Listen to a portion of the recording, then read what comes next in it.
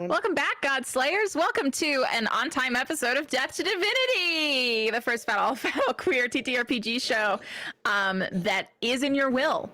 And the first one that's actually We're in your always will. on time, and we've never missed an episode, and that's confirmed. That is confirmed. Yeah.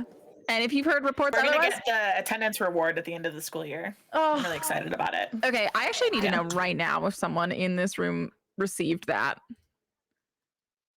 Oh my God, Kita? That's so powerful, You're so Kita. powerful. I did once, but that was it. I had no other choice. Yeah, that's, See, yeah. As a teacher, I have to say I am so against attendance rewards. They're so bad. You're wild. You know, I was sent to school with fevers and everything. Yeah, one time it was so bad that like the nurse had to call and be like, "You need to take her home." Good for that nurse. Yeah. No, I have no other choice. Well, congratulations on your unwillingly won award. Thank But you. yeah, Most no, of my I. life. Sorry.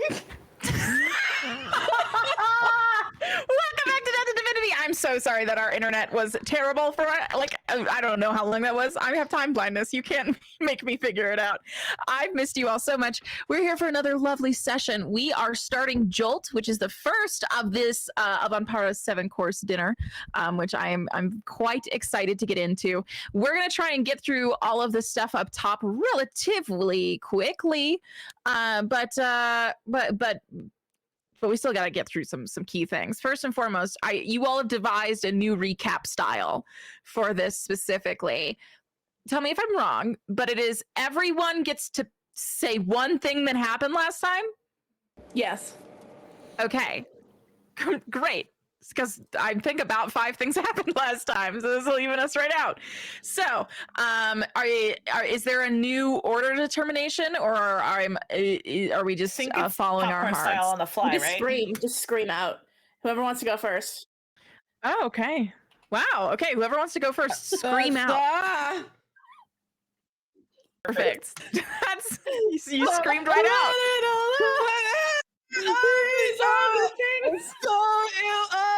Jade got a freaking face tattoo and a That nose did happen. piercing. Did happen. And Kern thought it was a fever dream. Brian and Ystera got into a not fight. Yeah, it's a fight. Brian also apparently now has a whole collective of boys, mostly Chade and Corbin. Mel Oh is. yeah. Oh, Sorry, I forgot about your boy brigade. I'm so That was the name excited. of the episode. boys. Yeah. Yeah. Yep. Mel and Winona are mad at each other, and Winona is going to make Mel jealous. What will I do? Oh boy, what else happens? Brian poured a gooey guy into the liquor. Bit of sentient black goo. Yes, and she did also warn her friends not to drink or eat or drink anything, but specifically that one. Oh. We did a whole strat guide, which we'll go over again. We all put on outfits, our welcome outfits, not our formal outfits for the on party with Ozzel's magic mirror that she got from her mom. And speaking of Ozzel, she did gaslight, gatekeep, and girl boss me a bit because I think she's so hot. But in a scene that Gideon did not see, she was like, it was the most like mean girl, teen girl thing. She finds Nakia and she's like, "Oh, your sister wasn't hanging out with you? Okay, bye, loser." It's just like made a big problem for me that I don't even know about in character yet, which is going to be really fun. And we said goodbye to all of our party members that are not coming with us to the party proper. So just quick, because otherwise, but Brian and Oslo made a deal that Oslo would swap Oslo for Hugo. Yeah. And it seems to have happened. So sorry to that teen girl. I promise I'd protect. Maybe I beat her. Oh yeah, sorry. But you're Whoops. different. Yeah. And that's what you missed. On Glee. I didn't want to do that to you. That's why I Will stopped. Schuster is somewhere on this map. Current also Get out, was put like him down. underwater while they were unconscious, which we still don't know what that was about. Yeah. Yeah. Oh, well, I can't wait to find out, So before we get too far into it, yes, so there is a Ampara 100% strat guide that you all have developed. Who wants to run over that and then we can make any last additions or anything of the sorts if need be. I fucking will. So Do it. basically for the party, our strategy is to politically isolate Discord as much as possible. We know that Ampara and Discord are re-upping their deal, or at least their treaty. So we're going to try and get a little wedge in there and make that not happen. We want to play up the underdog, but not too much. We want to look formidable, but also not so much so that we look like a huge threat. Let's see. Avoid food and drink. Gideon has said they are going to ignore that. So we'll see. We'll see what happens. Overall, obtain the Arcanic deck, thwart the Violet Empress prophecy, save Kurthus from Discord, save the new weeds, Save the cheerleader, save the world. yeah, save the world. So we're gonna try and make friends with Clove too, because we did find out that we do officially know that Clove and Zara, rest in peace, were lovers. So Zara was a Christian, so please make the sign of the cross whenever in her memory. So we do have that tasty little morsel of information that we can hopefully use to make nice with Discord's biggest bad boy to get her on our side. I realize she didn't get along with Ysera, but she's nice to me, so I don't know what that was all about. So I'm gonna try and make friends with her. And that's our strategy. Any other last minute strategy additions from anyone? Brian is gonna try to keep her mouth shut. Oh, we'll see how long that lasts. It's perfect. So first and foremost, we can get rid of that clock. All right. So we're about to hop right in. Before we do, I do want to take a second because I know you all worked so hard on all of your new outfits for the Party in Multiverse. Please, everyone take a moment to share your very beautiful And then and then we have to talk about the map, but I'm loading back into it, and it's gonna take a second. So one moment. So who wants to talk about who wants to show off their little multiverse character first? I will. So apparently Brian used to have an eye patch in Multiverse. Now the eye patch has disappeared. So she has an eye patch in our hearts. But Brian, as per the outfit assembled for her by Gideon, is wearing a little black, like, high collar, almost military style jacket, black pants, and then because we can't have her eye patch present at the moment, I went ahead and did her magic eye that Gideon got for her at Pannington's, and so she has one purple and one brown eye right now, which I think is pretty cool. I also realized that since we've been in the wilds for so long that her hair has probably grown out a bit. So she's in her little lad era with this new hairstyle. No, little lad era. Why am I seeing two? Oh, I staged Brian. There we go. I forgot I could do that.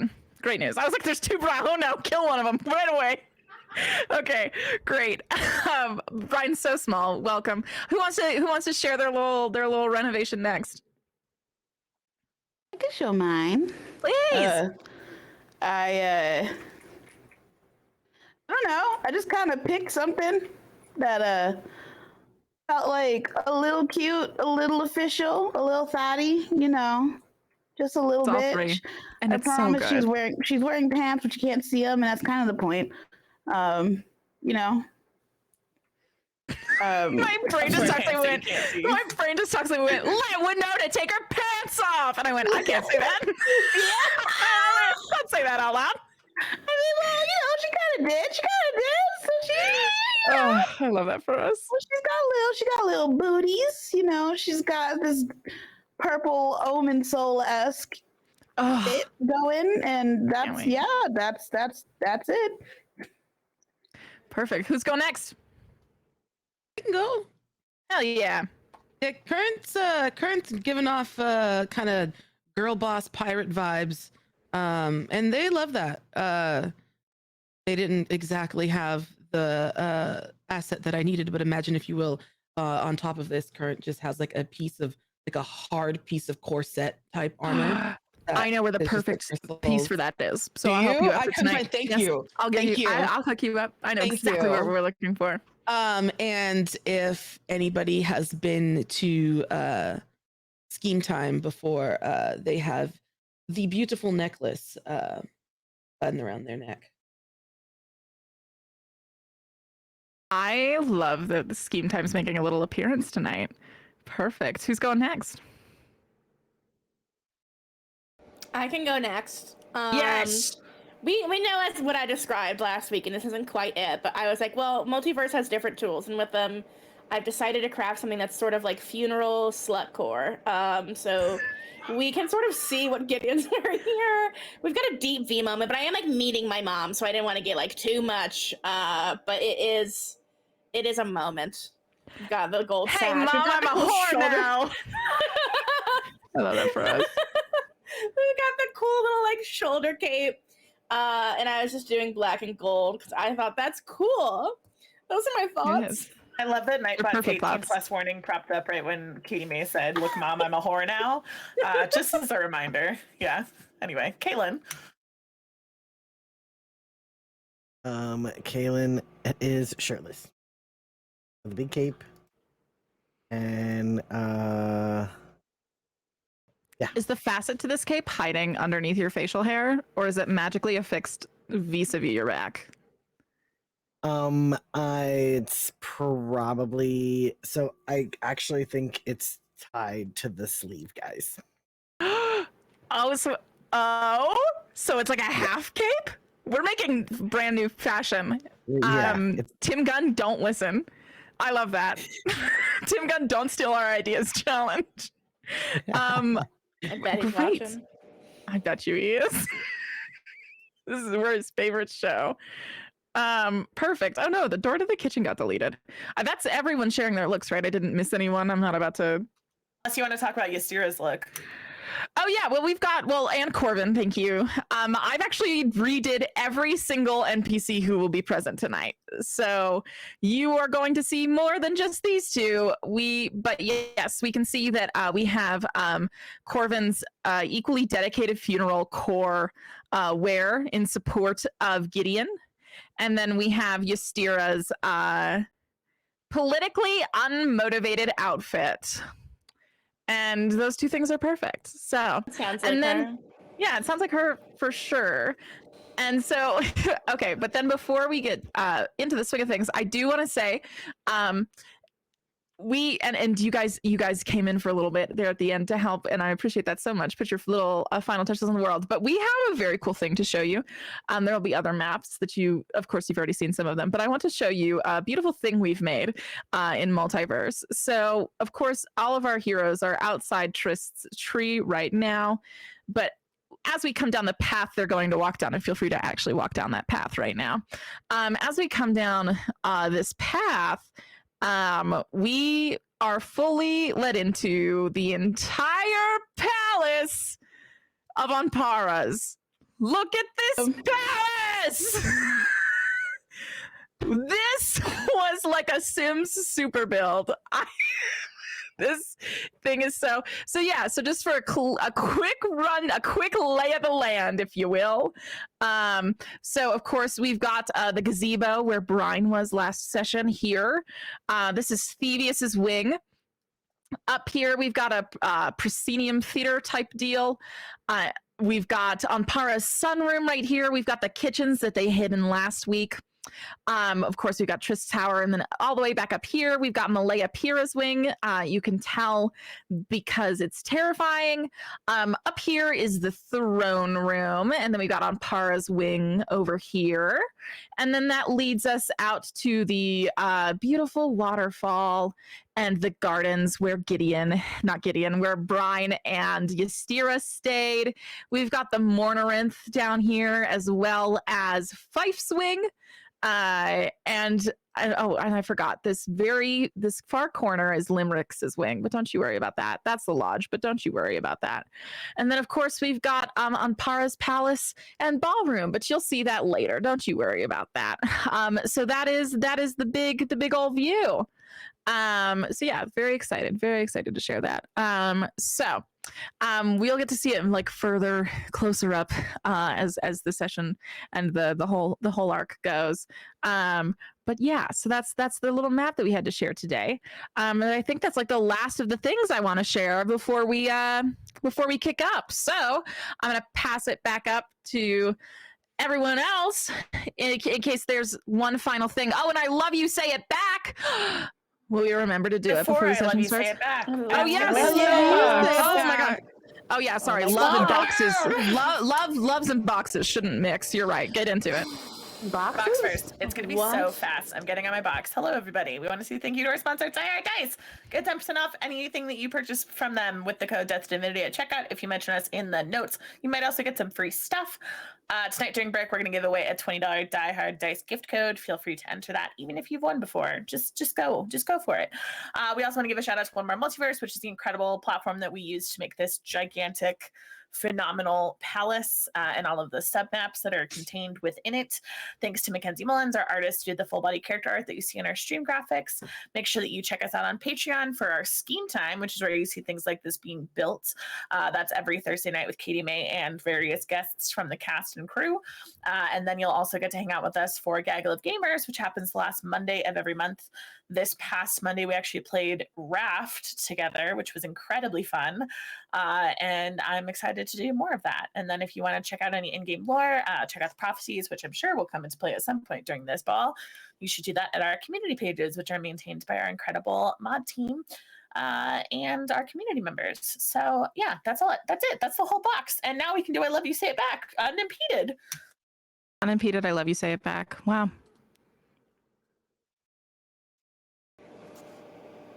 Starting it. Well, I love you. Say it back. I love you. Say it back. I love you. you. Stay back. I love you all so much. I'm so excited to tell a little story with you guys tonight. It's gonna be a little one, of course, because our internets are actively conspiring, and we still have to sleep. But I think it's just enough to get a real good taste of Jolt, our first course of the evening. So, hopping back in, everybody. Where I'd like us to pick up and off at the same time. What I'd like us to pick up it is right where we left off. You guys are all so the y'all of this current situation is, of course, those who were invited and the party favors. So that is Current, Gideon, and Winona, and Kaylin as the invitees, and Brine, Ystira, and Corvin as the party favors. I am I'm so excited. So you guys are actually on this quite long walk. I think Ystira is probably leading the way. You all are on this quite long walk down around the side of the castle back up to the gazebo. And everyone is like dressed in their fineries. I mean, some of you haven't worn, finery since you were like in Kurthus, I believe. I think, I guess I can't remember any other time you needed to get real dressed up in the wilds. So correct me if I'm wrong, but this is one of the first big dress up ops, besides your small shopping trip in the core, that you've really gotten a chance to show off your looks and also just like be clean. That's nice. Congratulations. What happened to Ystira's outfit? Oh my god, it went back. I like passed through a bunch of weeds and it like went wild. Her outfit, it's still the same in the stage area. I wonder what happened to her. Oh well. Oh well. Oh well. She's magic. It's fine. So I think my big question is like, what is the energy as you guys are approaching this location? Are you guys trying to like gas each other up? Is there like, are you guys being indulgent in like this calm? What is the ambiance of your approach? I think Brine is feeling pretty tense, which I think anybody that knows her well would be able to see. But I think that anyone who's like less familiar with her, like Kaylin, might just see that she's like kind of stone-faced and almost like serious, kind of stiff. Mm-hmm. And I think she's participating in the conversation, but she's not lending a whole lot of like energy toward it. Makes sense. I think Kaylin is excited to go to a party and is trying to gas everybody up, like, you look so good. This is gonna be so much fun. Like, I can't wait to see, what's gonna be there, all that kind of stuff. I think Current has like in the back of their mind, it's very much okay. I know that we have business boy stuff, so stay focused, Current. But then it's like, I'm gonna get in so much trouble with Gideon. Yeah, you already know, right? Oh, sorry. Nope. Oh, okay. I think Winona is feeling kind of anxious, and she's also kind of like staying to herself because she has a goal in mind, and she's still feeling pretty insecure. But she's trying to plot that in her head and kind of hype herself up. Yeah. I think Brine probably reaches over and like holds Winona's hand for part of the walk. Aw. Yeah. That's beautiful.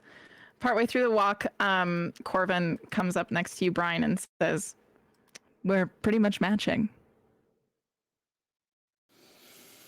Yeah, I guess we are. Well, good taste. Do you want to lie to everyone and say that we're siblings? Is there a strategy there, or is it just for chaos? Second one. Okay, sure. Why not? What's your last name? I don't have one. Neither do I. Great. Now. Unless you want my last name. That feels a little intimate for the relationship we have. So too. Do you want to make one up? Oh, yeah. Okay. What if it was like You come up with the second syllable, and I'll come up with the first one. Okay, the second syllable is C. Okay, my first syllable was Pat. Patsy? I don't know. Something about that feels wrong. Oh, yeah. Okay, we'll do it again. All right. Okay, you go first this time. Okay, my first syllable is orch. Okay, my second syllable is Uri. Archery. Carvin and Brine archery. Perfect. All right. And are you older or younger? Wait, how old are you? I'm How old are you? 107. I'm Gideon's age. Okay, so I'll be the oldest sibling then, and you be the youngest sibling. That makes Perfect. sense. All right. Well, brother, I'll see you inside. Yes, sibling. I will see you soon. Just not solemnly. So, you all are walking, and this is you. Ysira has been leading you this time, and you've gotten far enough to see that like this gazebo floating in the distance is kind of a gazebo. It is the round of a gazebo with a beautiful golden rail surrounding this circular area, but instead of pillars that would lead up to the arched dome, instead this dome is being held aloft by two shadowy wings, and it is those shadowy wings peeking out over the horizon. Stop standing on my dome, Kaelin. That you can these are threats. This is that you can tell you're getting closer, even if you're not that aligned with the map yet. As players, not players, as heroes, the wings getting closer, far enough an indicator. You are realizing that you probably have about 90 seconds before you are like in the realm of other people. You're guessing who probably might not like you. That's just a guess though. So I feel like this is like where like the moment where you notice the video game auto saving for you, right? Like this is it. You've got but a few moments before this event kicks up, and you have very little to orchestrate of your own will inside of it, no matter how hard you might try. This is your last few moments as a free person. What do you do?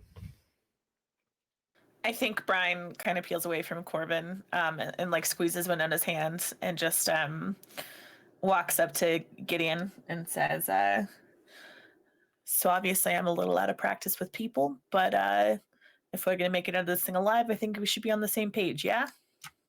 Yeah. Mm-hmm. So Absolutely. I'm sorry for what I said. You said so many things I forgot which one you're apologizing for now, to be quite honest with you. About you being a castle kid, but in a derogatory kind of way. Oh, that one. That one. Mm-hmm. Thank you, Brian. I'm sorry, and I will try to keep my mouth shut as much as possible while we're in there. I have a feeling that running it is only going to get us into trouble. On that we agree, but I believe in you. Thanks. Also, you look nice. And then I think she just like turns and walks over towards Ysira. Beautiful. Sorry, I got kicked out of the Google Meets, and it was like, you've been kicked out of the Google Meets because we believe you're in danger due to your suspicious activity. It's like, I'm just a guy, but okay. What? So, interesting. Right. it said this might not be safe. Julian, did you send me a link that was a trap? Yes. Okay, Definitely you a have to trap. tell me. It's definitely a trap. Okay. Oh god. All right. Well, it wants me to make a new password, sir. I'm in the middle of something. We was in the meets. I was inside of it already. Why? You were there. You were actively being captioned, not captured, mind my you, but God. captioned. No, Jim. Now is not the time to stand on my computer, please. You just stepped all over the keyboard. I don't know what my new password is anymore. Okay. Keep having your Kaelin, lovely reunion, your last moment. Kaylin will go over to the group and say, "Hey, just in case you want a little something now, later, whatever, whatever, up to you." He'll pull out a little tin thing and offer everyone a little gummy. It takes two. What's in it? They're special gummies. What kind of special? The weed special. I'm good. but Whatever thank you. what did we come up with a name for? Cornflower. Yeah, thornflower. There we go. Okay, Yep. I'm good, Yeah. but thank you. You're welcome. Anybody else? He offers his little tin. I think I'll stay. Yeah, I'm good. Thank you though. You can keep it for later. You know what? Actually, that's true. And I will put one in my pocket for later. I won't take it now. Wow. All right. Sorry. So I can write it in my little notes. Who canonically has not weed on them? Current took 2. Winona took 1 for later, and Kaylin has a 10 of them. Okay. I ate mine right now. Both of them? Yes. Oh my god. Okay. Yes. Hey, Kaylin will join you with one. Okay. Okay. Okay. That was a lot to learn and live with as I changed my entire Google Meets password. All right. So, now that we've appropriately gotten blazed, which I'm unsure what I'm going to do with that. So, we'll sit on it. So all right, everyone's taken their edibles and gathered up. I think Ystira, all she has to say is she just kind of looks around the crowd of you as you're taking mind alterers, and she goes, "Just find me if you find yourself in need of help tonight." And that's just all she says. But I think Brian just kind of meets her eyes for a second and then like looks away. Like she doesn't say anything, but I think there's still that like weird tension because of their fight. Right. There we go. There's my Midnight Canyon. Okay, because remember, it's just becoming sunrise. So. All right. Walking calmly, you all begin to approach the entryway of this palace, this living, breathing thing that you've come to call your home for the past 48 hours, some of you, and some of you longer. While you haven't seen an increase of people around, perhaps besides these sun sprites, you do see that the architecture has changed somewhat since your first arrival, Brian. You can see that there are more lanterns scattered about. You see that there is definitely an increase of fireflies gently flitting throughout the air. I think to you, while some might view those as beautiful little creatures hovering about, to you, the only thing they are is surveillance. It is hard for you in your little thief mind to identify a spot in which you could not be seen by one of these flying creatures. And it strikes you that that is probably by design. I think if I can, I take a second to like relay that to the group in the most subtle way possible. And the subtlest way to do that is? I think that there are enough people in the group that know thieves can't, from what Brian has taught them at this point, that she's able to like make the sign for like surveillance. Just like kind of by her side. And then I think she just kind of hopes that people will pass that on to each other and be smart about it.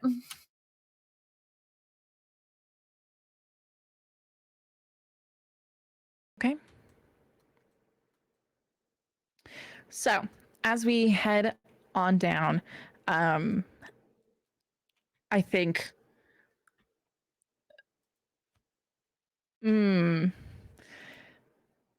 you're realizing that like you probably walked a little too fast for whoever was landing to have gotten there before you. They were in the middle of landing as you were approaching. They've got to come down a very long walkway to get off of the bigger lagoon and into the rest of the palace. You were probably going to get there before whoever just arrived, even if you do have a small inkling as to who that is. However, as you descend, and of course, this place is full of thicket. It makes it very hard to see into any other. It's set up like a Disney park. It's very hard to see anything but the area you've been placed in, just in terms of like omnipresent trees, brush, all sort, right? And for that very reason, it is not until you first begin your descent into the rest of this gazebo. This is, of course, the small space in between the arrival entryway and the palace itself. Not only do you, when it is only until you begin descending into this gazebo. And yes, I am using gazebo as a general term for this area. And if that's not a thing already, we're making it a thing actively. So get on board or get out. So as you descend into this greater gazebo, first and foremost, its beauty is striking. Rarely do you get to see natural earth that has been sculpted to highlight its most beautiful features. This is a beautifully made garden. And unlike Kurthis, these water features are of natural earth, right? It isn't a fountain that kind of ends where it starts. These beautiful waterfalls are cascading and mixed with the gold of this place. You can smell the beautiful flowers hit on the air, and it is only after you smell the flowers that you begin to smell this very sweet and tempting smell coming from this beautiful tray of food that has been placed out right in front of the entryway. You can see once you get closer to that, there is all mixtures of cuisine on this table, but most of it is seemingly, Brian, are you continuing ahead? It is it is seemingly for the most part, you believe, old world. These seem to be very like ancient crafted recipes that you have heard, like breaking bread in the myth, but you never like tasted it because it probably wasn't that good, nor did you probably have the ingredients to make it. But suddenly all of these foods are sitting before you. And bringing these foods to and fro, you see are these very tall, looming sun sprites. In fact, as you descend for the first time, you watch a sun sprite walk to the table, place down another set of small little like puff pastries that are shaped to look like little pearls, and then walk away again, only to stand still in complete stasis, slightly off to your left. And this is, of course, what is just in the first area. As you begin to look down, there is this very large bridge right before the gazebo, and you can see pinned to either side of it are two of the biggest entertainers there. This is to the left on one side, it sits Fang, prepped at this very large bar. Oh, I'm just realizing that everyone's gonna get to see my sweet little outfit redos for everyone. It's time. Oh, I just got so excited. Hey, Julian, if you hop home in multiverse and then enter back in, it should go. Oh boy, is multiverse being sad? It is. Everything that you're describing is not currently visible to the audience. Oh, what a beautiful word picture I'm weaving. But wait till you see it. It's going to be so great. Remember that One More Multiverse is an open beta, and if they're this good already, wait until they're really fully released. Computer. Oh no. Yeah. Is your computer sad? I'm so sorry. Mm-hmm. Well, I will let you continue to look at that, and I will keep explaining. Keep painting us your word picture. I will paint you a word picture. On either side of this beautiful gilded bridge that's leading to the gazebo proper, on the left sits a fully stocked flux bar fit with liquors and the like that you've never seen. Of course, manned by none other than Fang, who's got that like classic cloth draped over his shoulder. Has doesn't seem to have too many people in terms of guests right now, but does seem to be doing the old classic polish the table trick until his thing gets in the swing of things. I think he is not looking at any of you yet. He is fully ensconced in his job. And the other thing that you can see on the right side of the bridge, right as the sun begins to rise proper, is this beautiful platform that seems to be made of solid gold with this very large cushion on top of it. And somehow, on top of a cushion, Ozil has managed to place a beautiful looking harp.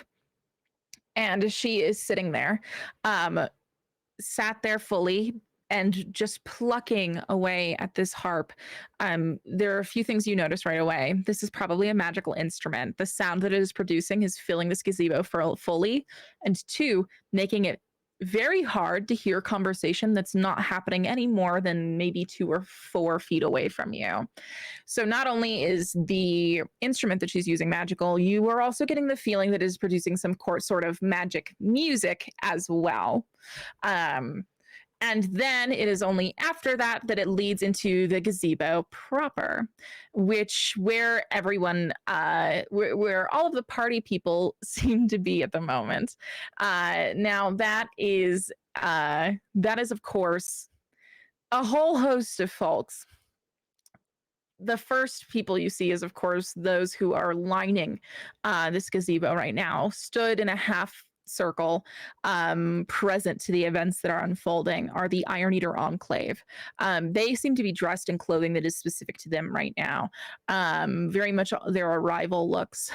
You can see some Flux who you recognize. Of course, Brian, your eyes run straight to Malaya Pira off in the distance, someone you have met before.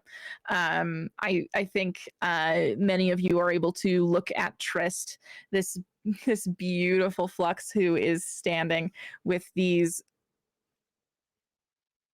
beautiful petals just draped across Trist just appears to be ensconced within this delicate flower with petals strategically placed, like draped over her curves, creating this ethereal sense of allure. The petals unfold her the petals unfold her entire body, forming this living dress that is delicately embroidered. As you get closer, you'll be able to discover, with these shimmering beads, which give the effect of making her resemble the embodiment of the morning dew that you all are beginning to be surrounded by as the sun rises proper. On the other side, you can see Limericks and Fife, 2 people who you all know very, very little about. Limericks dons a pair of deep navy trousers crafted from thick and tightly woven fabric. You can see attached to the waistband are a set of suspenders that elegantly drape over their sheer and flowing blouse. And while it might be the most understated of all of the Iron Eater's ensembles, the refined attention to detail in its simplicity would not go unnoticed by anybody but a fool. And then all the way off to the right, you see some kind of Flux automaton of sorts. You see hinges at all of their joints and these beautiful markings all over their seemingly porcelain body, all surrounding that porcelain. And I drew this before The Last of Us came out. I just need to say that right now. Are these mushrooms that create the living center of this being, which also these mushrooms seems to be guarding. You can see at the center of this porcelain is this clear case that holds this thrumming crystal that you can see emitting light even from where you stand. And that, of course, leaves the 3 who aren't in the semicircle. Anpara is kind of pacing back and forth at the end of this gazebo. not so much with restlessness, but a near boredom, a wanting to let things be interesting. And the two people in the center are, at least one of them are slightly annoyed that they are not being found interesting. But Gideon, I think you will find this quite interesting. As Thievius looks on, and as you look on, it is a full family affair as Valeria and Nakia, as you walk into this gazebo, are reuniting in media res, baby. You can see that, like, Nakia does not seem overly thrilled that this is happening. She looks rather nervous and somewhat muted. While Valeria looks pretty abundantly joyful to be reuniting with her. You see her pull Nakia into a hug that lasts a long moment that is like somewhat heartily returned by Nakia. I think just because she's aware she has eyes on her. And after this long hug, this long embrace, you see Valeria turn to Anpara and begin speaking to him. Are you all doing anything while you see this occur? I'd like to get close enough to listen. I'd like to be in listening distance as soon as possible. Yes. So there's a few ways to get in listening, to try to get into listening distance. You can see, let me pull you into cinematic mode for a moment while I lay out your options to you.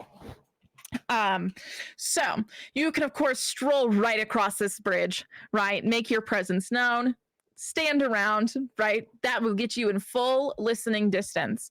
Then your other options are as follows. If you can somehow interrupt Ozzel's music, you could probably hang out in this bush over here if you manage to get it undetected and disable Ozzel's music. You probably hear everything without anyone knowing you were listening. It's just a bit of a tall order. Your other options are pretty nil unless you can be invisible or a firefly or something of the like. But those seem to be your prominent options at the moment. Well, are we like supposed to walk up right now anyway, or are we like supposed to wait by the food until we're like accepted over? I think you're genuinely unsure in this moment. If you'd like to ask someone for what you're supposed to do, obviously Ystira has like has offered a hearing ear, and Corbin would give you some kind of advice. You're sure. I look over at Ystira. Can we just walk up? Or am I supposed to be polite over here? Yeah, so Ystira kind of walks over to you and she glances over and she considers this for a second and says, well, typically one would wait. This is primarily for parties who do not know each other. However, I think you could enter that arena under a family pretense and get away with it just fine. But you'd have to announce it under a family pretense. Horrifying. All right. It's going to be horrifying the whole time, Gideon. I've waited long enough. I'm gonna wait a few more moments. Do it the right way. I don't want to look reckless. And just as you say, like, I don't want to look reckless, you have to clamber out of the way as a giant sun sprite comes walking right through the pair of you, holding this giant veiled something or other in its hands. It stands probably whatever it's holding, 5 foot tall. And it comes and it walks down and it places it in front of Valeria and the like. And for the next few moments, you see like Valeria kind of like wax poetically with her hands. And then in like this final flourish, then like takes this veil off. And you realize standing behind all of this, though you cannot see the painting by the frame, it definitely is. It is certainly some sort of painting.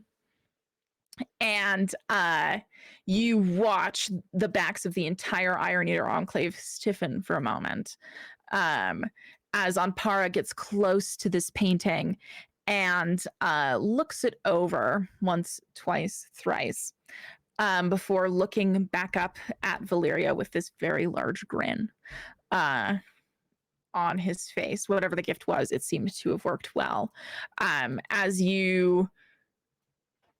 As the sun sprite comes and picks it up and moves it over to this giant log where you gather that everyone is kind of placing their gifts. Oh God, you're squinting your eyes, but you can see it from real far away. This gift is clearly like an old painting. The colors have faded enough that you can just know that from just its making.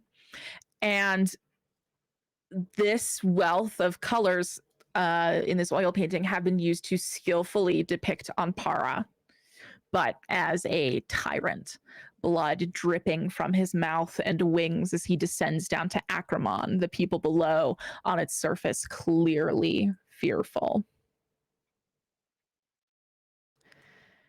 And it's some kind of statement. And this statement seems to have not landed Valeria in hot water. There is another final moment of niceties before Valeria, kind of like taking Nakia gently by the elbow, leads both her and Nakia back to kind of stand by Malaya Pira, which you can see Ystira kind of narrow her eyes a little bit, and she turns to you and goes, "That's not what usually happens." But you can tell that there seems to be some kind of playing favorites, right? When you're dating an Iron Eater, you can kind of get away with some stuff. Did they say my Malaya Pira or Thievius? You said Malaya Pira. Did I say Malaya Pira? Arrest me right now. No, it's Thievius. So yeah, there's both standing behind the other member of this little nuclear family they've got going, Thievius Kilthorn, and it is only then that you see a creature who, if you have all come to do your research or ask around during your time so far, you all know to be called Fife, approach across the bridge and come to stand in front of the two of you. Hello. Hello. Who are you? I'm Gideon Osmond, and Gideon gestures to everyone else to introduce themselves. Are you approaching as one party? Yes. Fife nods delicately and says, "And how would you like to be announced?" I look to the rest of the party.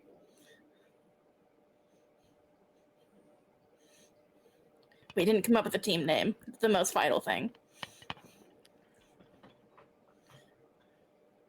I think We're Brian looks Brian's at home for Wayward Kaylin. Boys. Oh, Lyrica, you're muted. Wayward Boys?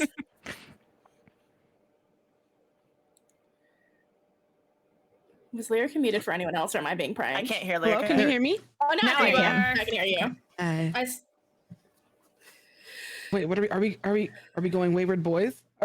So Absolutely not. I think Brian looks at Kaylin and says, would it not be appropriate for us to be introduced as His Majesty Prince Galen Osirov and his guests?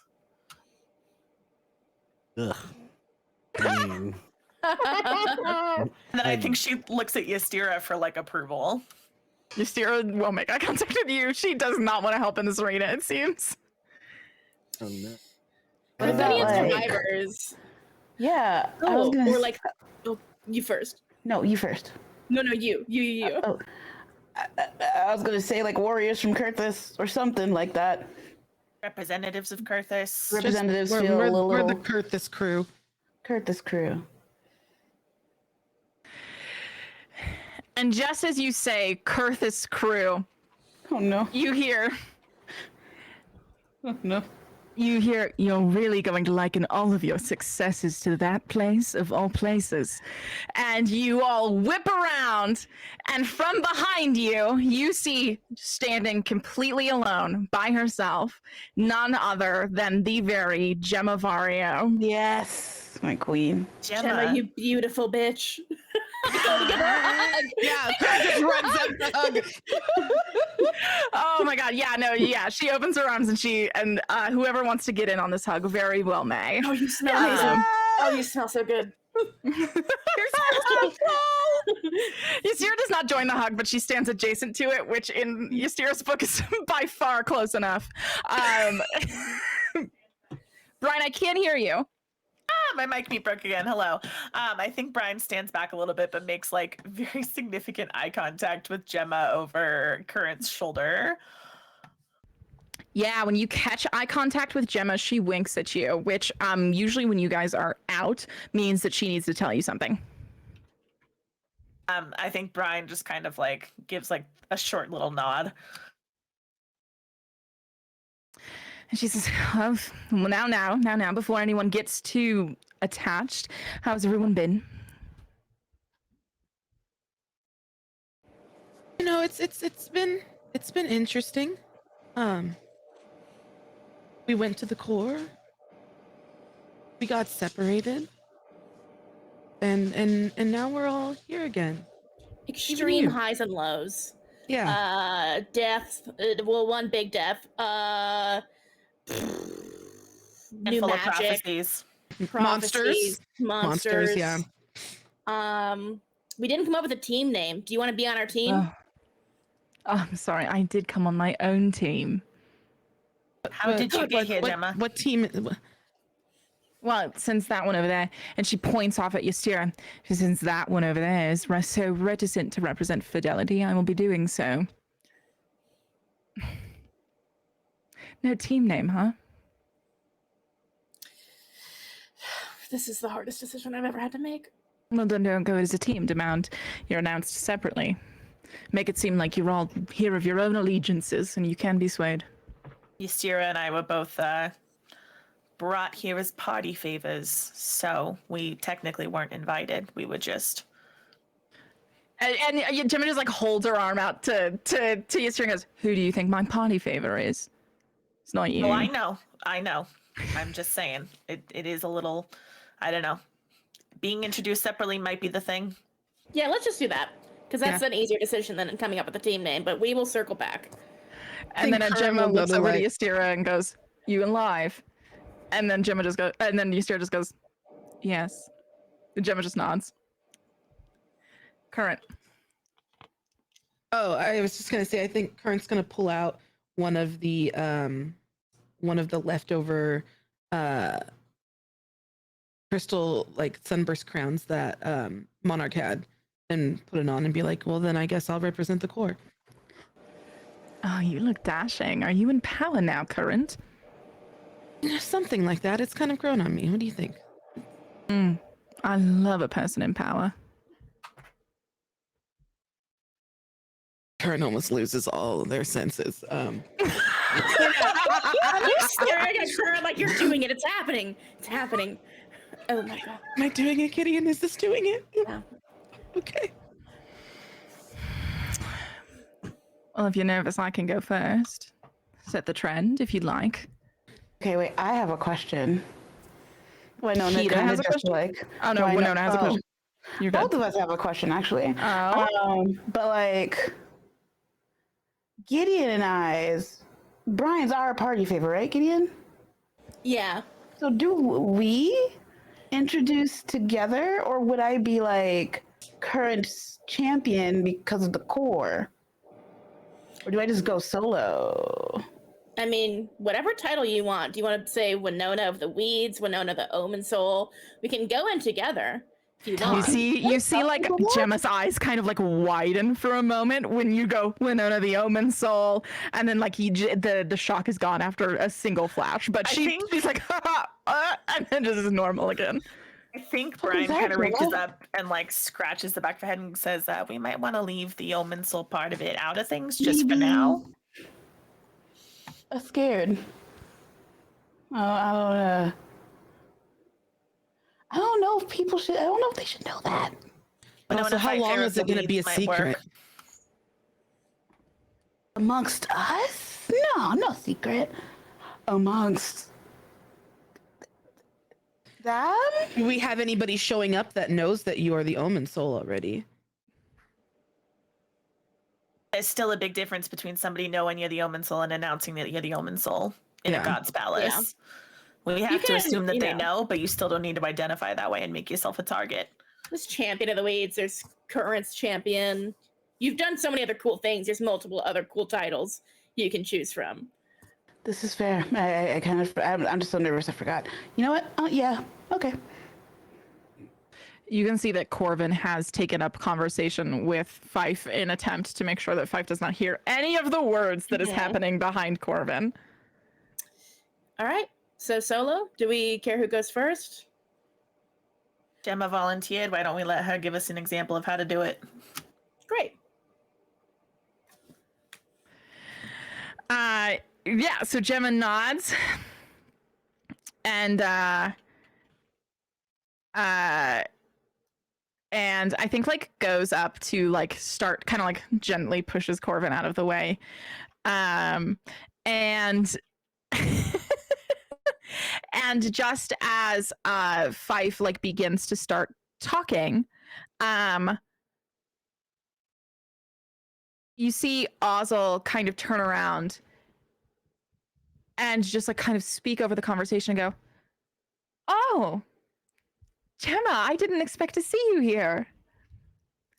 And Gemma just like you can just feel the like heat just begin radiating off of her body as Gemma looks over and goes, "You think I'd be too scared to show up, Ozzel? Yes, your first mistake." And turns back to Fife and says, "I need no introduction." And Fife just kind of like nods and begins walking back with all of you in tow. So, if everyone would like to tell me just like their committed like vibe that they are trying to give off, like what are you like, how are you positioning yourself as you like literally enter into this like circular arena of like deep political matter? What are you trying to portray to everyone who is very clearly like surveying you? So Brian, I think, actually kind of stays a little bit towards the back of the pack near Current and Winona.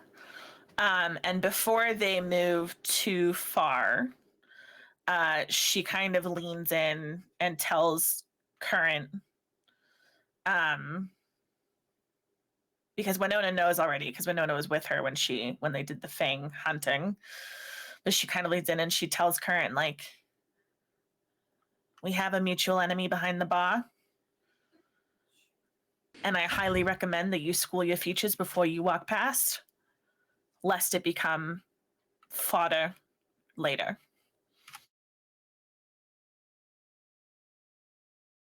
And I think Current will look back at Brian with a very understanding eye and just say, "I see. Thanks for looking out." And then Brian just kind of nods, and I think says, "We may not be able to do violence on palace grounds, but after this is all over, we'll see what happens, huh?" Have a little after party of our own. And then Brian just like smirks and like walks, following everybody else. And I think her overall vibe is just very like, she's strong and stoic. That's the Brian vibe. Yeah, I think the vibe I'm trying to put off is I'm hot, I know what I'm doing, and don't fuck with me. And I'm so happy to be here and not terrified. which I think Gideon is used to doing on Kurthus a bit. So there's this like element of performance that I think Gideon's used to as they put on this like sort of like very confident front. But like they have their bodies very tense for sure. I think Wynonna's kind of channeling her fight stance in the ring. Like, so she's kind of like walking into something that she doesn't know how it's gonna go. So she's channeling that like that energy, that strong, like, don't fuck with me, I will fight you kind of vibe. Hell yeah. Kaylin is going to make a very flourishy entrance because I'm going to use main attraction. Tell me more. Tell me more. So Kaylin is going to walk in, and he is specifically like wanting to position himself in a place where he can like see. So like he's gonna end up probably somewhere over here where he can Oh my god. Where he can keep an eye on everyone and have like just the right, like he's kind of doing a safety thing. But I'll let you know, you will have to gently socially maneuver your way that way. That's past the presence table. So Godspeed. Godspeed. You let me know how it's happening. Right. Yes. So in order to get over there, he's gonna kind of walk in. When he walks in, he's gonna like kind of do like a big flourish with his cape. And then he might even like he's got like just a little entrance music. Don't ask me what it sounds like. I don't know, but he's got some little entrance music, and he does a little dance across. He puts on a little show in the middle, and then finds his way to this spot over here. So now technically read this move to me. Yes. Okay. So I have to roll plus grace, and then I either get to choose 2 or choose 1 of the thing on my list. So I'm gonna roll grace. Holy shit! I got a 12. Oh boy. Okay, so I get 12, which means I get to choose 2 of the following. I'll read them all out and then I'll choose 2. Please. All attention is focused on you for a moment. You hold the attention of one person for as long as you deliver a dramatic speech. Take a string on someone present, or take +1 going forward. So I am going. So I think I am going to take a +1 forward. Now, does that one? But I'm gonna have to look up exactly how that works. You get +1 to your roll in this just scene. To my next roll, or the going forward, like I believe it is until the scene ends. Okay, I'll check that out.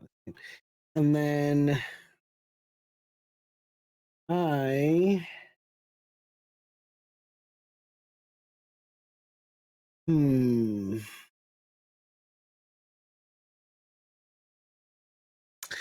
I'm going to take a string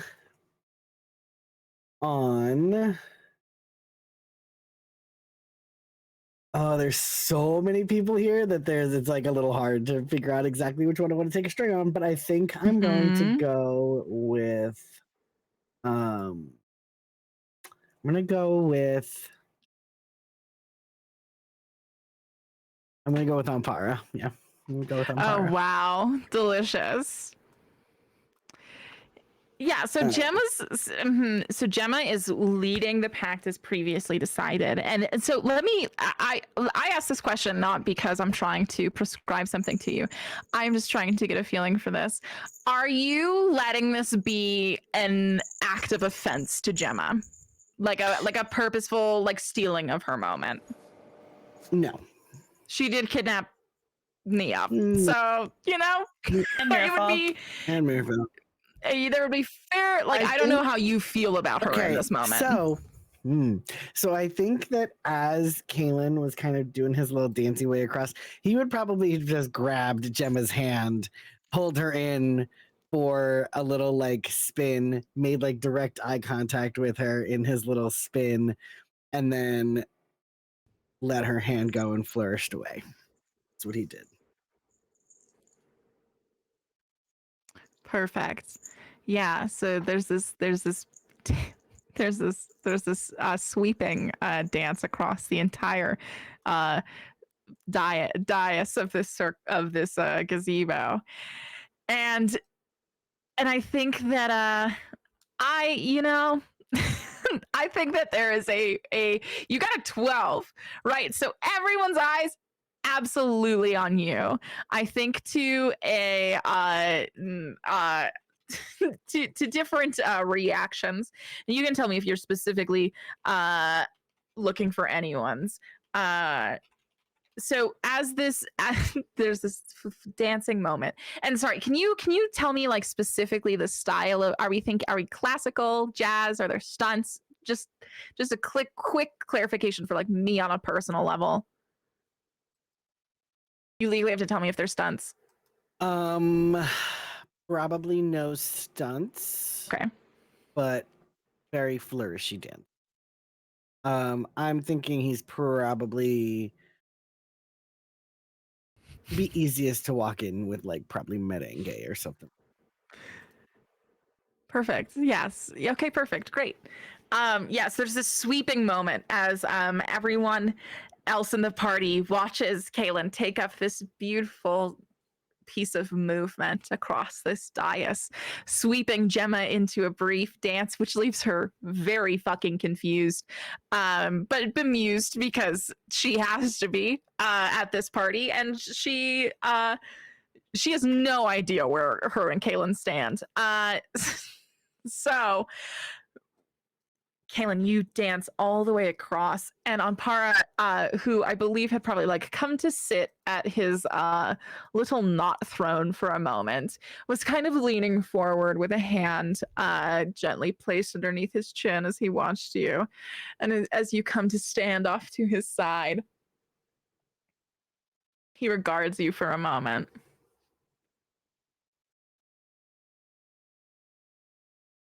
You only get to stay there because you've already properly introduced yourself. And then turns back.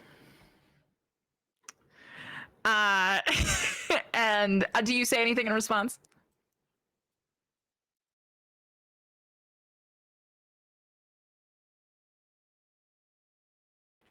Oh, my brain's not thinking fast enough right now. I want to acknowledge and also be flirtatious at the same time, and I just can't think of the words. You could just do like a sweeping like acknowledgement of a bow, like because I feel like it's very appreciative, right? And it says a lot without saying anything. Yes. Perfect. So, so Kaylin is now on the opposite side of this arrangement. Is anyone reacting to that in this moment? I think Brian is just stunned, consistently stunned at the audacity of this man. Sure. I so slowly turn my head to Brian. Like just literally. Yeah, I go, that's the future of our nation right there. I'm just giving Brian, you gotta keep it together eyes. I think Brian is just very know like, it's hard. like she's just doing this. I think my Nona's just looking down at the ground, laughing and shaking her head. Corbin's clapping politely. And that's the scene that everyone takes in. I think Brian follows Corbin's suit and just kind of slow claps, just very slowly. I give Kaylin a thumbs up across. I go like, Gideon's very genuinely delighted by this. And then Gideon, I think like while you're trying to like be there for your friend's moment, there is obviously like an emanating presence, the closest it's ever been from you. You have noticed that Valeria has not looked at you and has left you completely unawares of if she has actually noticed you or not. You literally cannot tell. You were like you were trying to do like this social engineering math of like like the angle must have been. You cannot tell.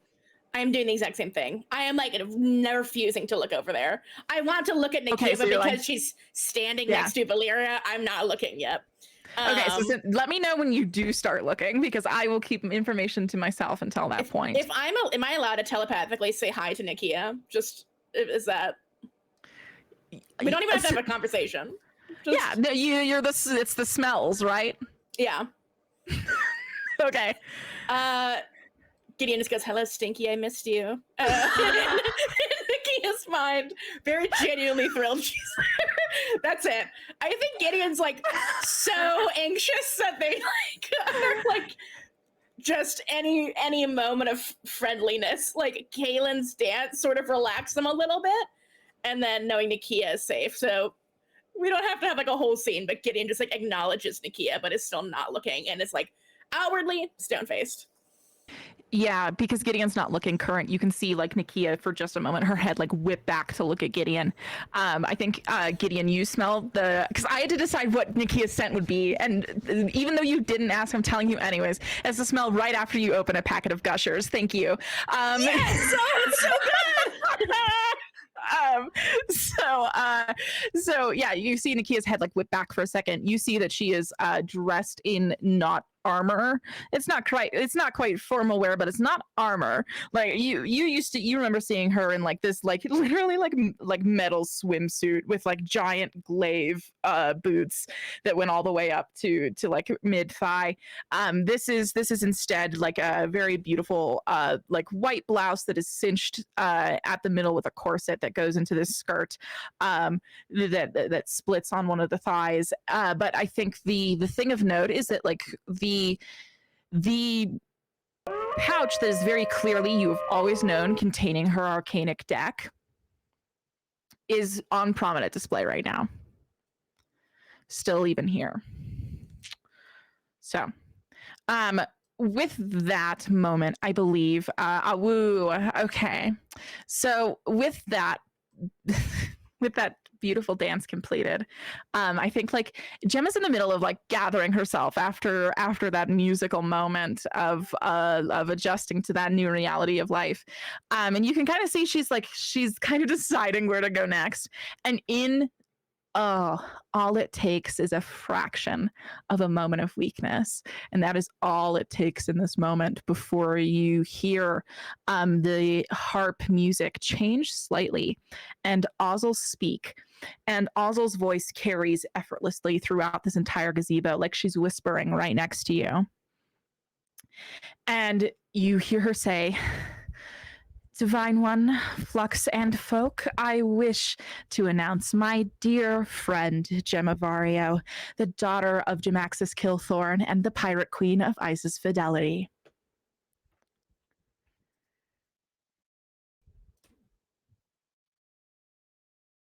And like, I think Brian, you're the only one who catches that like falter.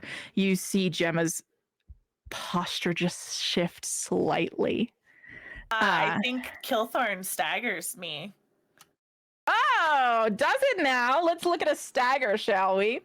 Is this one of our? Oh no, you've staggered before. Oh, bestie, you are piling on. I'm having a hard fucking time, y'all. Yeah. So you guys. So to say that for you again, it is Jamaxis Kilthorn, who she was listed as the daughter of. And the other Kilthorn, you know, is her half brother or her full brother. Perhaps an uncle of sorts. You might. Okay, but gather. they're obviously related. That's a last name right there. Yeah. Okay. Holy hell. Yeah. How many conditions you got? Speaking of holy hells. So currently I have angry and insecure. Oh, so only 0 to 3. Great. So, you lash out at someone whose regard matters to I'm you. so provoke sorry. them. I'm so sorry. I have to roll for staggered, right? No. No, I don't. Yeah, you just choose options Oh, it's based on the how number of many I conditions you currently have have. marked. Sorry, Yeah. sorry. Okay, yeah. Currently, I'm angry, and yeah. Go ahead. Yeah, so you can either lash out at someone whose regard matters to you, provoke them to do something foolish or harmful, and take advantage of a string on them if you have one. So purposefully goad someone into doing a bad thing. Girl boss. Girl boss is your first option. Option number 2, you hesitate or stumble, and the opposition gains an opportunity. And then the third one is you grin and bear the blow, mark 2 conditions.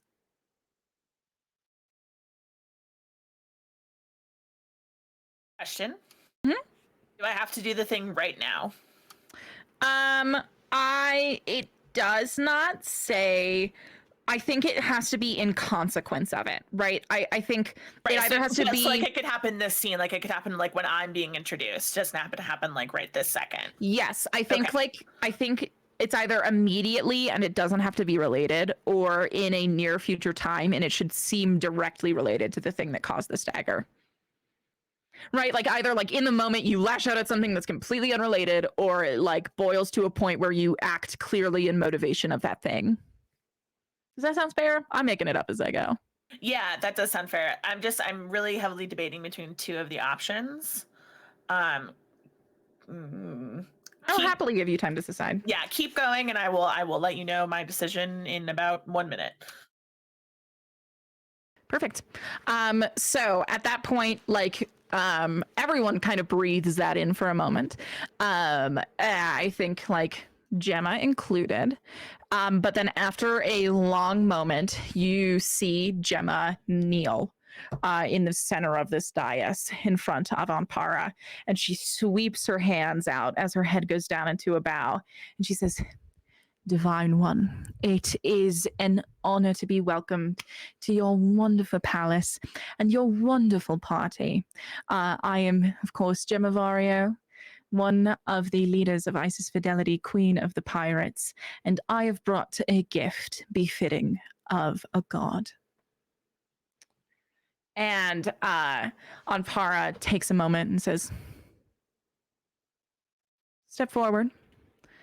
And Gemma rises and walks over. And that means, Kaylin, you are in perfect sight for what happens next. It's like I Venmo'd you $20 before the session and asked you to do this. Thank you for just being in here.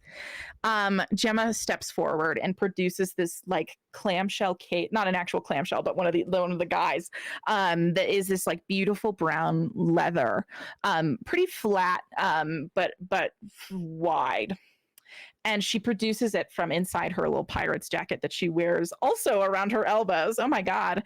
And after a long moment, she opens it and a beautiful necklace sits inside.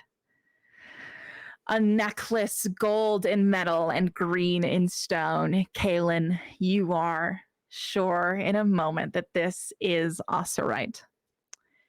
And Gemma goes, "This necklace is from one of the only successful heists of the royal treasury before the wilds came and overtook Acramon. I present to you a king's necklace." And she snaps it shut. And Ampara holds his hand out. And then holds his hand out as if to take it, and then stops for a moment and like takes his hand back, turns to you, Kaylin, and says, "Well, will you put it on for me?"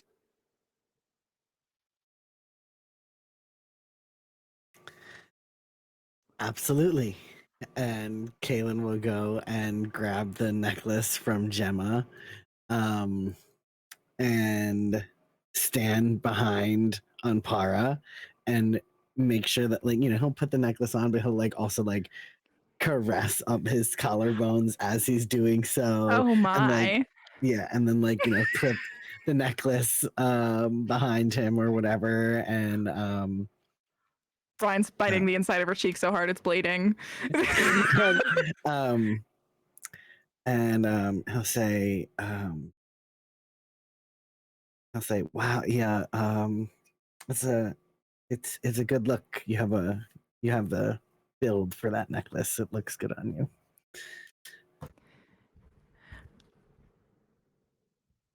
And I think at that, Ampara says, well, yes, everything looks good on a god. And kind of like waves you off.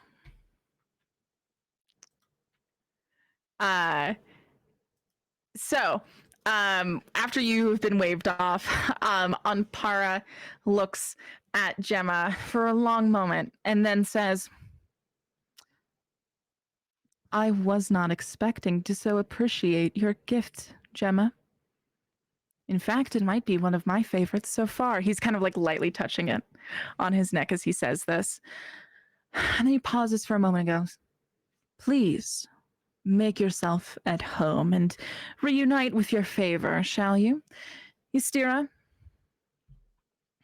And at that point, Ystira, like very dutifully, steps forward to come in line with Gemma. And at the same time, they both kind of like curtsy and or bow in note of appreciation. And then I think, oh, interesting. In this moment, where do they go and stand? Well, I think that they're both going to. Oh no, I think it's at this point that Ampara would probably say, let's look at this. Gemma. Yes. Ampara nods to Gemma, goes, feel free to go stand by Trist. And the two of them slowly walk back over to Trist. It is in these next moments, like as Gemma is walking back to stand by Trist, Gemma looks over at you, Brian, and nods like, come here. Like, get over here quickly now. Now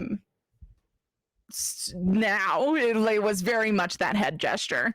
And then who is stepping forward to be announced next? I think I will do it so that I can then go and join Gemma and Ystira. Also, I made my decision, by the way, about my staggering. You hear, like, if you go to step and are still making eye contact with Gemma, she will go. I put my foot back down. And then she goes, get over here. Okay, can I resolve the staggering and then I will resolve the scene? Okay, so I've decided to once again choose the grin and bear it option, and the two conditions that I'm going to take on in addition to the others are hopeless and frightened. Oh my gosh, you are going through it. For the first time since I developed like a relationship with Gemma of any kind, this is the first time that I have felt genuinely afraid of her. Interesting. Because that's information that I should have been able at some point to find out about her because of all the years that we've known each other and all of the things we've done together. And so the fact that I didn't know that is terrifying to me. Interesting. Heartbreaking.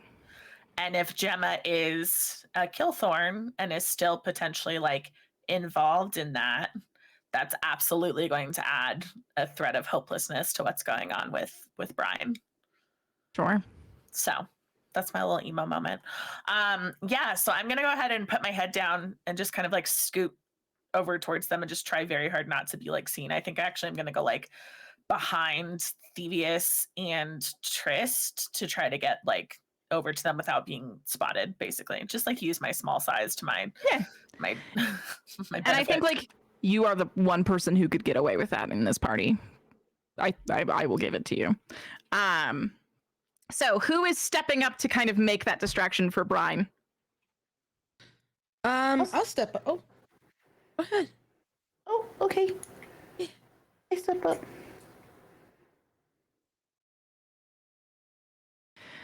Oh, Winona, you step up just as Fife is crossing over to you.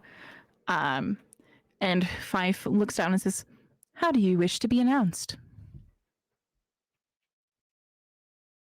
I'm Winona. Fight fair. And Winona is like kind of like dancing around in her head, like what she chooses, and she's also thinking about what Mel said about her allegiance and like still feeling kind of insecure about that. So she's just gonna go ahead and say that she's a champion of the weeds. Fife kind of nods and then turns around and steps forward and says, "Presenting Winona Fightfair, champion of the weeds." And then steps back and the floor is yours. Anpara is still sitting. But like a little more gay. He's kind of brought one one of his legs up to kind of rest on the bench as well. Like just kind of still kind of now like resting on one of his elbows, and just is just regarding you. What do I do? Hi. Winona just bows. Yeah. I have a bunny for you. I present you with a rabbit. Yeah, and we can say that you were the one who was left in charge of holding this giant box with a Yes. rabbit inside of it. And so yes, so you're holding this box. And after you say like I'm giving you a rabbit, what do you do next? Do you just like set it down? Do you bring it over to him? He's not giving you any social cues. You can kind of tell right away he is making you squirm on purpose. Oh. Cool. Well, Winona kind of takes that in, and she's feeling a little defensive, because ain't nobody that, God or not God, is gonna make me feel like a little bitch in their own house. All right. So fair. So I think like Winona probably overcorrects with the with the confidence, and it's kind of like, do you want to take it? Do you want me to put it on the table? I'd love to know what to do, Your Highness. Come closer. Oh, okay. Hi. And he beckons you closer until you're literally right in front of him. And like he's close enough to like look the bunny in the eyes right now. And he regards it for a second. And then his eyes light up. He says, Winona Fightfair, this is exactly the little creature I have been looking for days. And he reaches out and he takes it from you.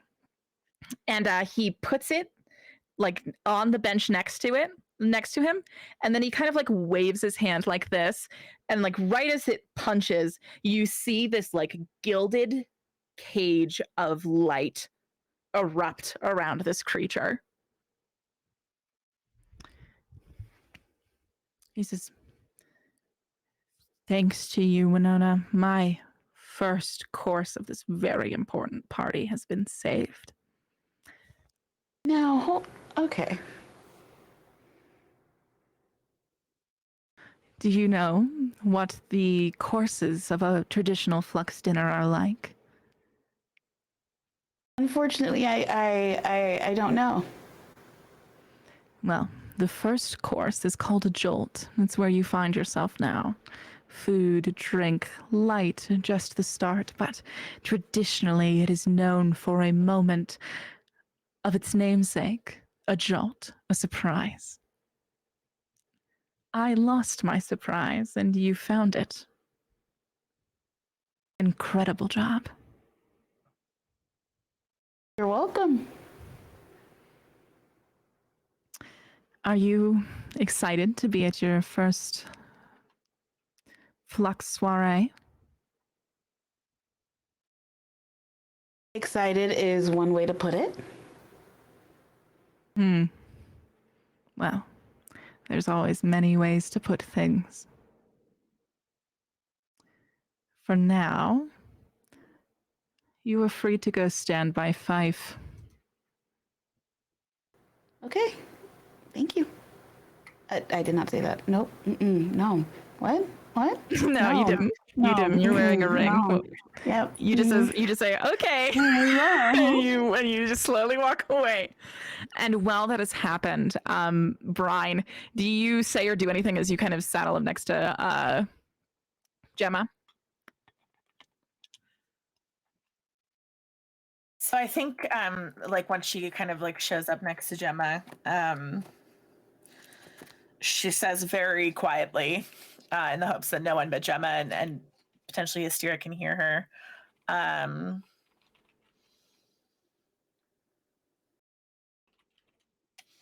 Killthorn, huh? Gemma goes, "Don't remind me. I have a thing to give you." And Brian just kind of like grits her teeth and holds her hand out.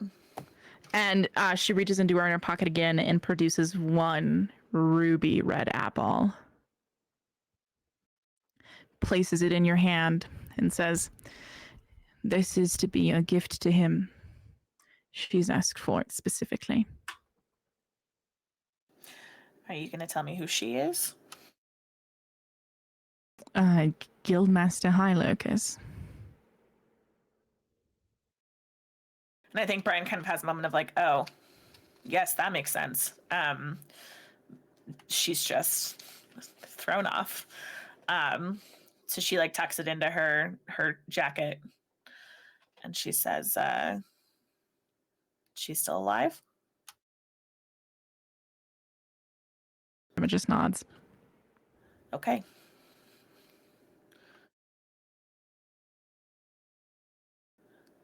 And then she just kind of like nods and I think slips back to her place amongst the group. Perfect. Who goes next to disguise Brian's sneak back?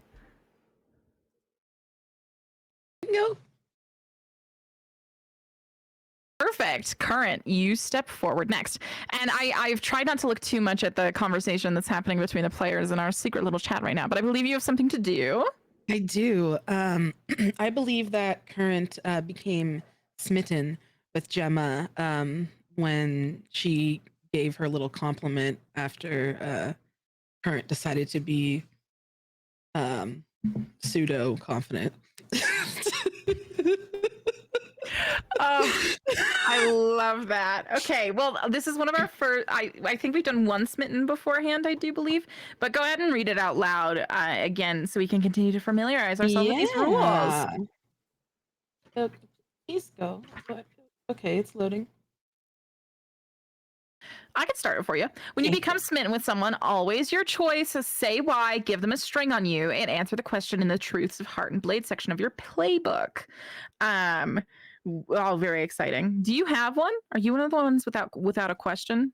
I have a question now because I have yes. Ah, a relief. So mine Perfect. says divest of my divest of my amour.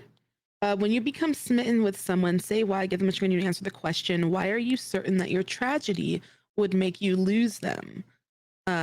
And my tragedy is that all divinity leads to loneliness in the end, whether by betrayal or bloodshed, or by becoming the thing you swore to defeat. It's true. And I think that Current feels that it wouldn't work because of their link to divinity, and there's such a stark difference between our lifestyles that it would make it virtually impossible for Gemma's lifestyle and like the kind of journey of divinity that Current is on right now. It just it would make it very hard. Yeah, it would. All right, so Gemma's getting a string on you, which I love so much for me, honestly. And I think Oh, man, delicious. Can't wait to see what we do with that. Perfect. Yeah, so you're smitten, which I love. Who isn't smitten with Gemma? No one in chat, certainly. So, yeah, I think like that's given you the moment you need to step up. So what does that look like? So Curtin is going to step up and can I move? There we go. Step up and introduce themselves.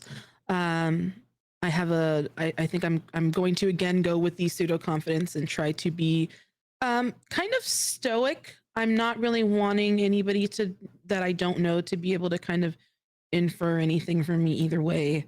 And Garit and Para, hello, Your Dignity.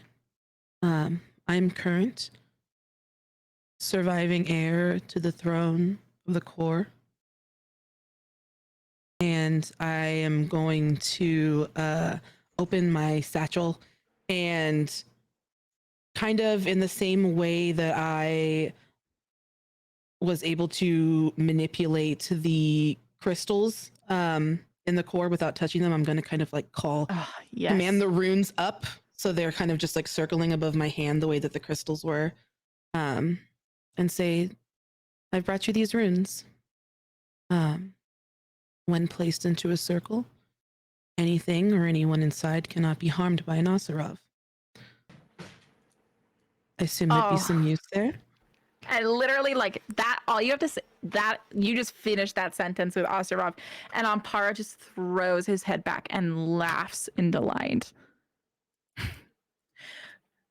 You have brought me a gift to protect me from your future king. I figure there's no harm in an olive branch of protection. And he's still your future king, right? Or have you gone home, Current? You know, it's interesting, the idea of home. Lately, that seems to be wherever my feet land. Yes, well, I hope those feet are quite steady. I'm pretty good at not losing my balance. And then I'm going to kind of have the runes kind of float over to him and stack themselves, kind of like how you would stack like different, like smooth rocks. Kind of like a little rock tower.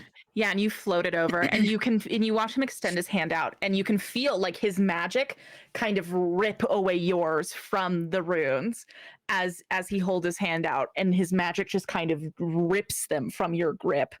And after your balance comment, he smiles and goes, "You will be perfect for dancing then." Waves his hand, and you watch these runes split out in perfect circular directions to outline all of this gazebo in a single moment, and they all lock in and kind of activate. And then Ampara goes, "See, and now we're safe." Do you respond or react to that at all, Kaylin?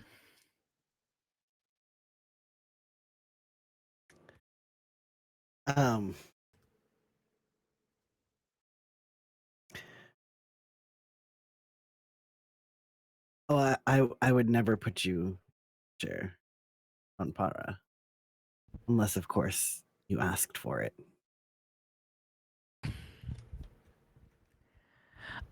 Yeah, Current, you are within hearing distance of that right now. You hear that. Sweet Jesus.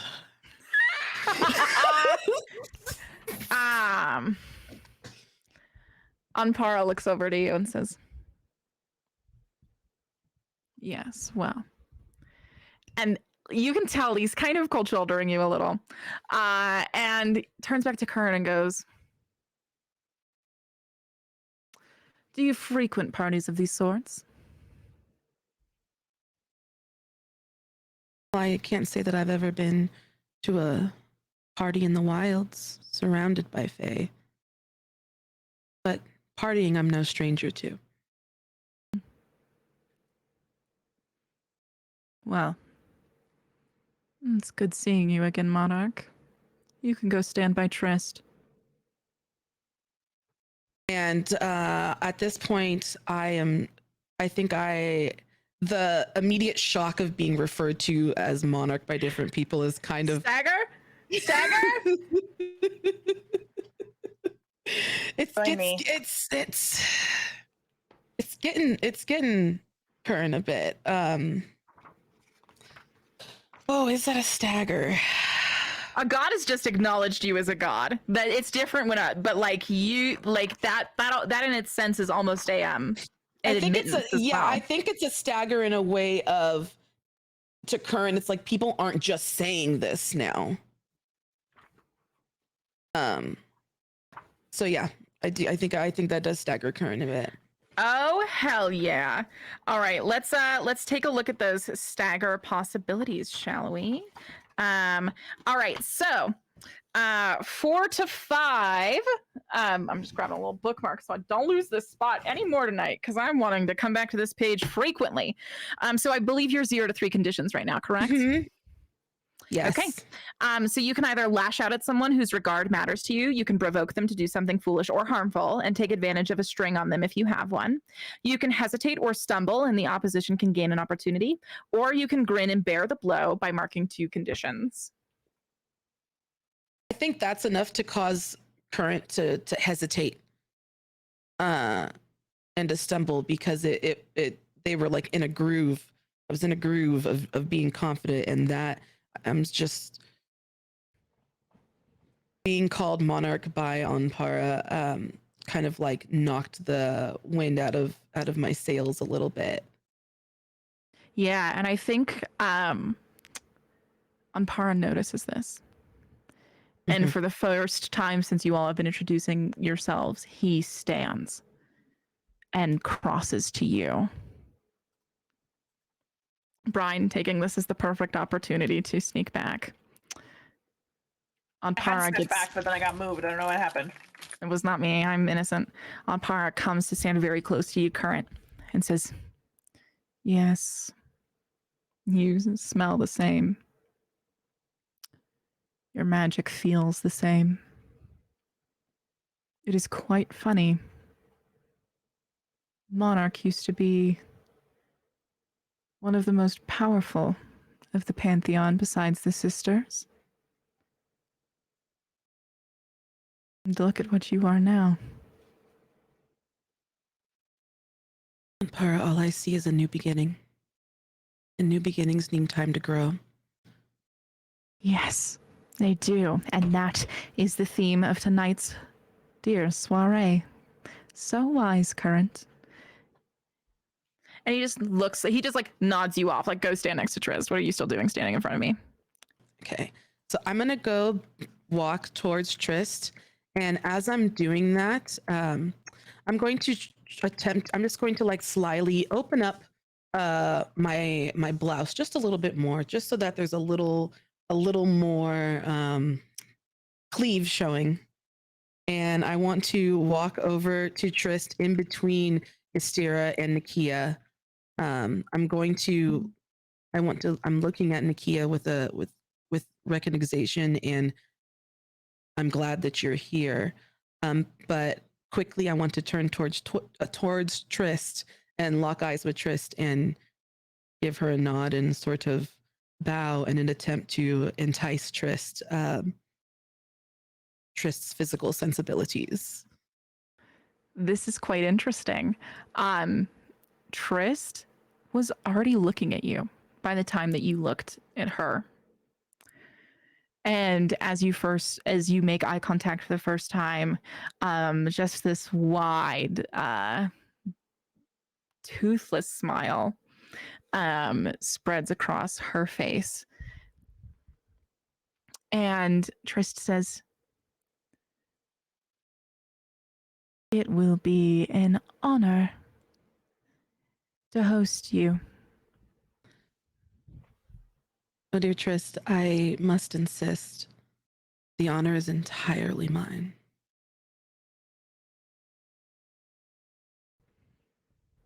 And what shall I call you? Well, my friends call me Current. And is that what we are? I'd like to think so, or at least something that we could become. Wonderful to meet you, Current. And that leaves just 2 introductions left. But before we do those, I think we're going to go to our first break, besties. Go rehydrate, get some little food, some snacks, anything you need to keep going on this thirsty, thirsty evening. We'll see you in just a few moments.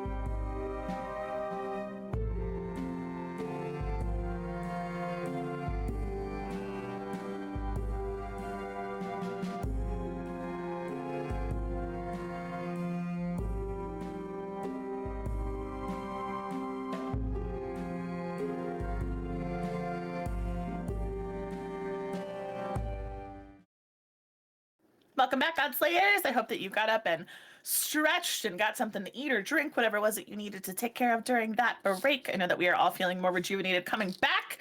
We're very excited to continue the shenanigans of the On Party, which, as we move forward, don't forget, you can be playing On Party Bingo. One of our incredible community members put together a whole bingo board like generator for the On Party. So you can do that and then discuss your results and things with everybody in chat. And we are also going to start our dice giveaway now. And then it'll go until the end of episodes. Everybody has plenty of time to enter to win a $20 Die Hard Dice gift code. All you have to do is enter !sauce, I believe, in the chat to enter. And that's open to everybody, even if you've won before. So yeah, going into the back half of the show, we got some fun stuff going on. Katie May, you want to take it away? I'd love to take it. Hello, everyone. Welcome back to the beautiful world of Acramon. More specifically, a dais that has been danced across. We are here in the heart of the gazebo. So far, we have seen Winona fight for a champion of the wilds, an unannounced current, and Gemma introduced themselves so far. Of course, Kaylin, you've introduced yourself already, and your dance was an additional introduction beyond Ken. So that does leave none other than Gideon and Brine. Of course, Corbin is standing there to kind of outfit, to finalize this trio look, if you will. But you two are the only ones who will be seen by a god today.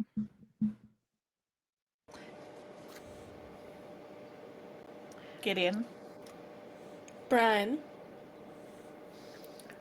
do you want to, or should I? I can if you want to go last. I mean, I think either one of us will leave quite the impression. Sure, I can go. Yeah, and Gideon steps up to 5. Hello. Hello. How would you like you? Who are you? Gideon Osmond.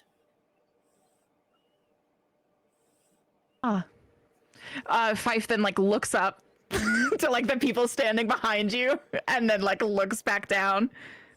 I see. How would you like to be introduced? Just as Gideon Osmond is fine.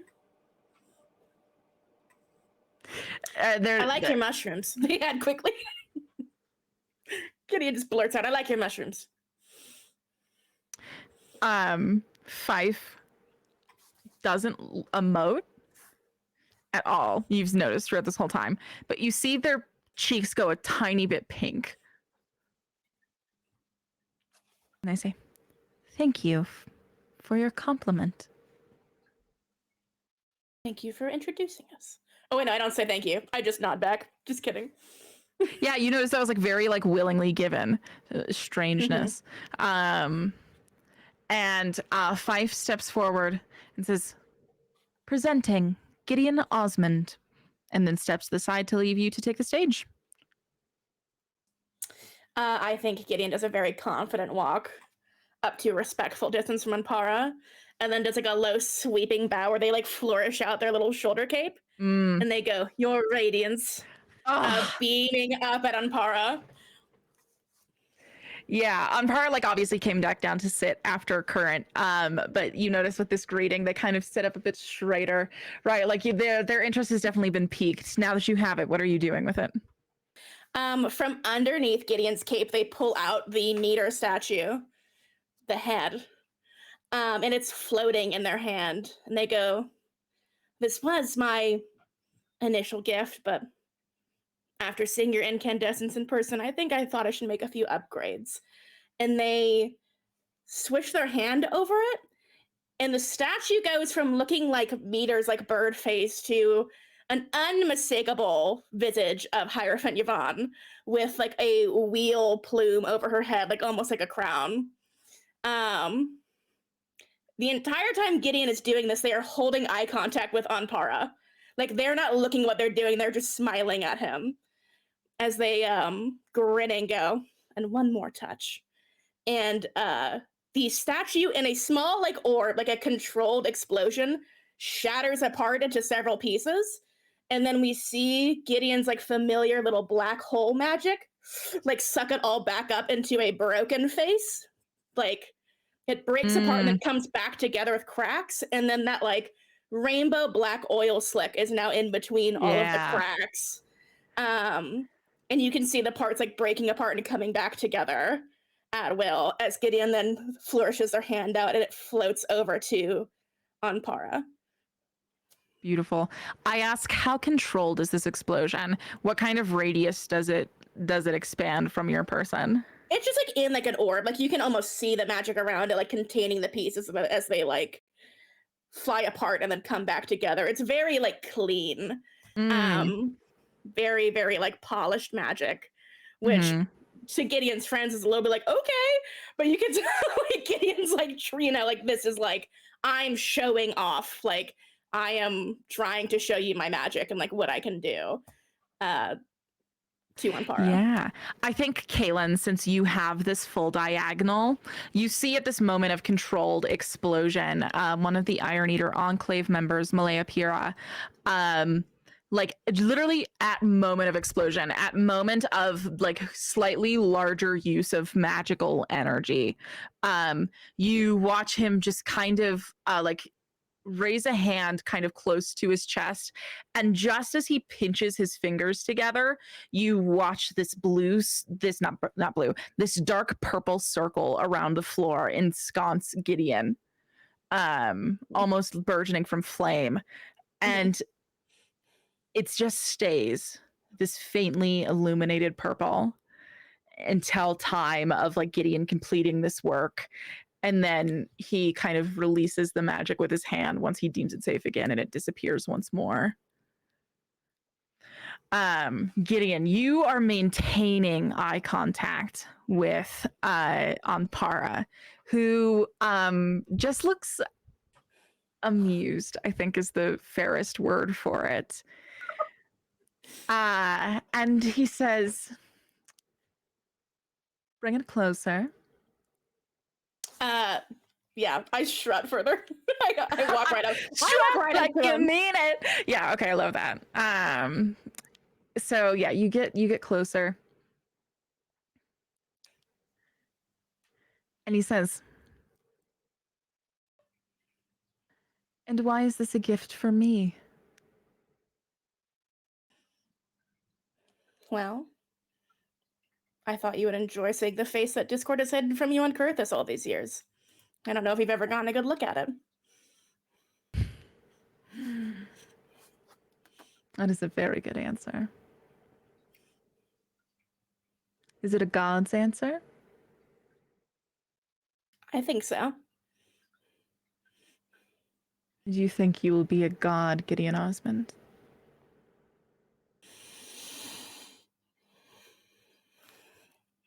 I lean in and whisper, I don't think. I know. And can I say you are much more incandescent in person than through my cell phone? Almost like we have like a joke between us. Like it's like this like, oh, we're friends energy. Remember when you pranked me? yeah, that's the energy. Yeah. Oh, yes, I hope you didn't mind. All in good fun. It was genuinely hilarious. Gideon, like, completely honestly. Now, tell me. And you watch him wave his hand, and the noise of everything else goes. No one can hear the conversation Gideon and Anpara are sharing anymore. He goes, tell me. When you turn around, will this be the first time you lock eyes with her? Yes.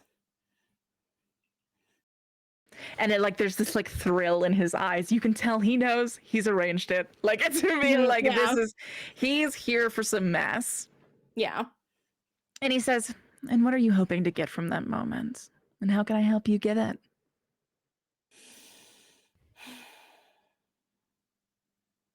Retribution, I think, but I'll have to figure out what that means.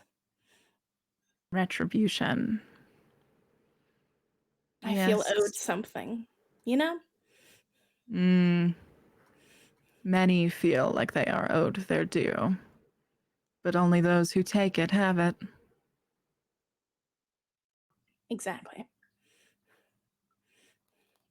I am so looking forward to your presence this evening, Gideon. I could not be happier to be here. I haven't been to a real party in, well, it feels like my whole life after showing up here. Yes. Welcome to your first real party. I You just may go- grin. You may go stand by Thievius. I bow again. And like he waves his hand and you feel like this, you hear the sound of nature like rush back into this little bubble. And it's this time. Mm-hmm. I think these next few seconds will always be marked in Gideon's memory. I think like Gideon turns, and they like their eyes like land on Malaya Pierre for like an extra beat, and then they like continue looking. I think very pointedly, Gideon lets their eyes slide over Valyria to hit Nakia first. How As they many like nah, how many details do you let yourself take in about Valyria? her face, like as much of her face as I can before I like. There are silent, beautiful tears God. rolling down her face. Yeah, I'm dying. I think it's like taking all of Gideon's willpower to not like snap their eyes back over. But they like look at Nakia and smile, and then they like very slowly and deliberately like turn to look at Valyria, like in the face for the first time. As they're walking over, so I'm not like just awkwardly like staring at her in front of Anpara, like an inch away from him. Hmm. So just very slowly walking over. Yeah, and I think like as you're walking over, Nakia kind of like steps to the side to make a very clear space for you next to her. Mm-hmm. It seems very like measured apart from that, but I think like that movement says enough for both of you. I think she also does it to like put her body directly in between you and Valyria for the time being, because I don't think she wants this to be happening in front of all of these people. I am very silently thankful for that. I like go to stand on Nakia's side, like with her between me and Valyria. That's what she was doing, right? Is like moving aside so I don't have to stand right next to her. Yeah. Yep. But I like hold Valyria's gaze like as long as I can. Until like literally I have to look away. Yeah, you're holding Valyria's gaze, and like there are a lot of things in her eyes. In her eyes is every story she ever read to you as you were falling asleep. You see worry at the corners of her eyes. You see her eyes are still hardened. You can see that there is occasionally a faraway glance to her eye contact as she is taking in the smirking god behind you. There is clearly a lot of emotion there for Valyria. You cannot tell if it is as of much of pretense as the rest of this party.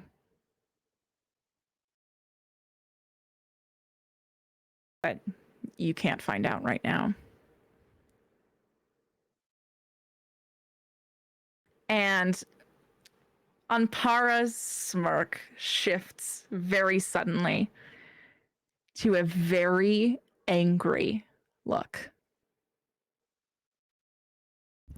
And he says, "Brine, step forward." Question: is Corbin being introduced after me? Corbin is not being introduced Not at all? because Okay. yeah, because he got kind of like last man. He got kind of he can't dance across, and so he's just trying to Sure. make himself as like small as possible. Okay, I I'm not mostly able just to wanted to stand make behind sure me. that I wasn't like perfect. missing Yeah, he a kinda- Corbin moment. Okay. Brian just kind of like snaps, like her attention snaps, and she like looks directly at Anpara, and she slowly walks forward.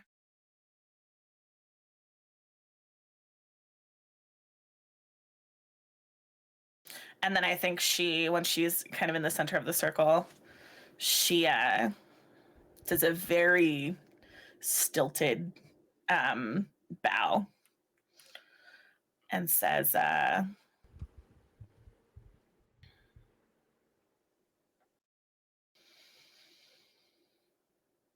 what is the term for what would she say for a god? Sire? No. Your It's not radiance, Majesty. divine one. Your radiance, your divine. Okay. Those are some key ones that have been sent so far Okay, tonight. yeah. So I think she probably just follows suit from Gideon and just says like, your radiance, and then straightens.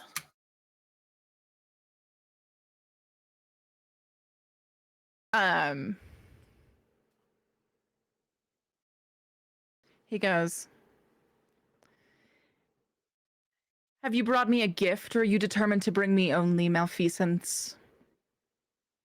I have brought you the gift, your radiance. And she removes the apple from her coat and holds it out like this in her palm. Yeah, I think like his eyes light up a little. He says, oh, well, that can't be so. Bring it closer. Brian shuffles closer and she just continues holding it like this, like she's offering it. Yeah, and once you get close enough, he plucks it from your hand and says, well, would you look at that? The good god meter does live then. And he bites into it. And just like this small bit of like apple like juice just like kind of runs down the side of his face as he regards it. I think Brian is tracking all of this very carefully with her eyes while doing her best not to make it obvious.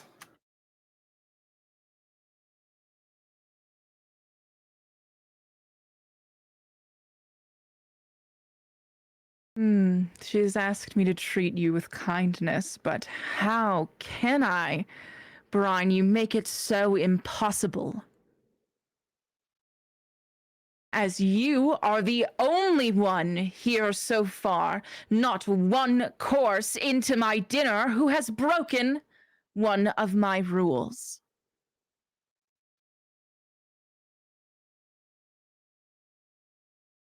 Brian just stone-faced. Yeah, okay. And Anpara stands up to regale everyone else. He says, I will make this abundantly clear to everyone at this moment. Going forward, there is to be no acts of violence in my palace. Not one drop of blood will be spilt due to your ill will. And if you try, I will sunder you and leave you to rot and decompose in my wilds to make world anew. Rhine, what say you? With all due respect, your radiance, I've not shed a drop of blood since stepping foot on your palace grounds. No, but you have nearly drowned someone, haven't you?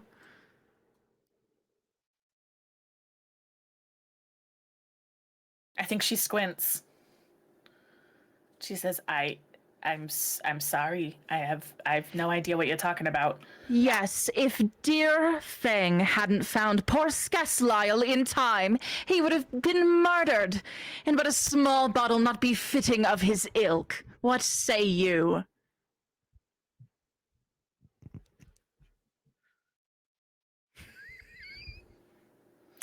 I think Brian just kind of stands there for a second. And she really like considers how to respond to this, because she's been carrying around this vial of goo for a long time. She never knew that it was actually alive.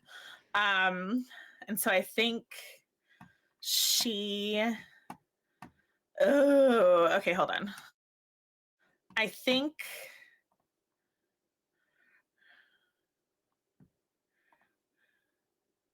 I think I'm going to use my move, the mask. And I'm going to try to persuade Anpara that she had no idea, no inkling whatsoever that this goo was potentially sentient, right? Because I think she knew that there was a possibility, and she was comfortable enough with that possibility to do it anyway. But I think she's going to try to convince him that that wasn't the case, and so I think she says,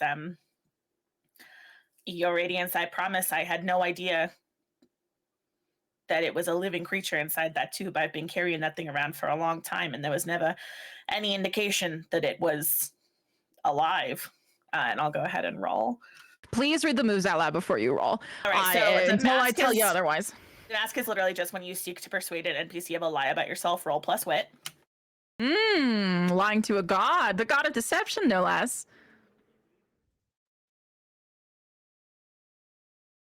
That's an 8. Okay, so what happens on an 8?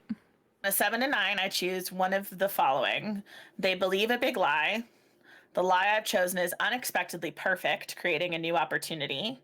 Or they give me the benefit of the doubt and remain convinced even if there is some evidence of my lie.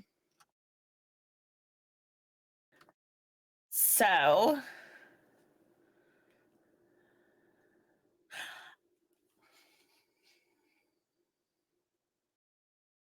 I think the lie I have chosen. Oh. So I think that the spicy answer would be the lie I've chosen is unexpectedly perfect, creating a new opportunity.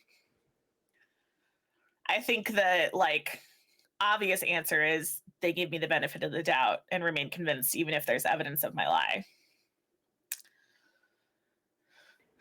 I think they believe a big lie. I'll let you know right now. If you choose perfect opportunity, I'm gonna have to get real weird, and that's gonna be on the both of us. Because what does a perfect opportunity with Skeslisle look like? We'll have to find out. You know what? And hey, if you want to drink that potion, we'll find out what it tastes like. See, and that's the thing, is that she won't. Unless she's was a metaphor. That was a metaphor for picking option number 2. Sure. Okay. Can I actually phone a friend? Yeah. Cast. I'm no friend, so ask your friends. Castmates, what do you think I should choose? That it's unexpectedly perfect, which creates a new opportunity, or that Anpara gives me the benefit of the doubt and remains convinced even if there's evidence that I'm lying? I like the benefit of the doubt, but maybe with a flavor that he knows you're lying a bit, but part of you didn't know it would drown someone, but you did do something. Does that feel like a... Well, because the lie that I'm trying to tell is I had no idea it was alive. I didn't know that it would drown. I didn't know it could drown. I had no idea it was alive. Oh, wait, that's not actually a lie, though, right? You didn't know that it was alive. I had enough of an inkling that it was alive, yeah, because it was sold to me as a bit of potentially sentient black goo. But you didn't know it would actively go out of its way to harm someone. You were The word is potentially. Sure. Yes. I think she has suspected that it's alive at the very least. You didn't know for sure. That is what that doubt is. Well, you knew that it wasn't dead. Right. You didn't know that. Right. Yeah. So let's go with he gives me the benefit of the doubt and he remains convinced, even if it seems like I might be lying. Yeah, because I'll be really perfectly honest with you. Lying to the god of lies is going to be you're gonna need a string. You're gonna need, it's gonna be hard to get away with that. Truly, truly, truly. But Gideon, you feel your necklace heat. And Anpara just kind of laughs. He goes, so we're just carrying around. You've wound up here? I don't see how me carrying around goo has anything to do with my ending up in one of your cells. Well, I assure you that no one else at this party is randomly carrying around bottles of sentience unless they're doing it on purpose. But most of the people here probably aren't accomplished assassins, save for a handful that I can name. Anpara looks out at the crowd. Gideon makes this face at him. Yes, well, I will leave you to that assertion because it seems title is important. So yes. Well, it doesn't matter to me what you killers call yourselves. This will not be tolerated. Whether you are taking money to do it or doing it in the name of whatever goal you have come here to pursue, it will not be accepted in my palace. Now, this apple given to me is a direct request for mercy. And I do love my fellow gods.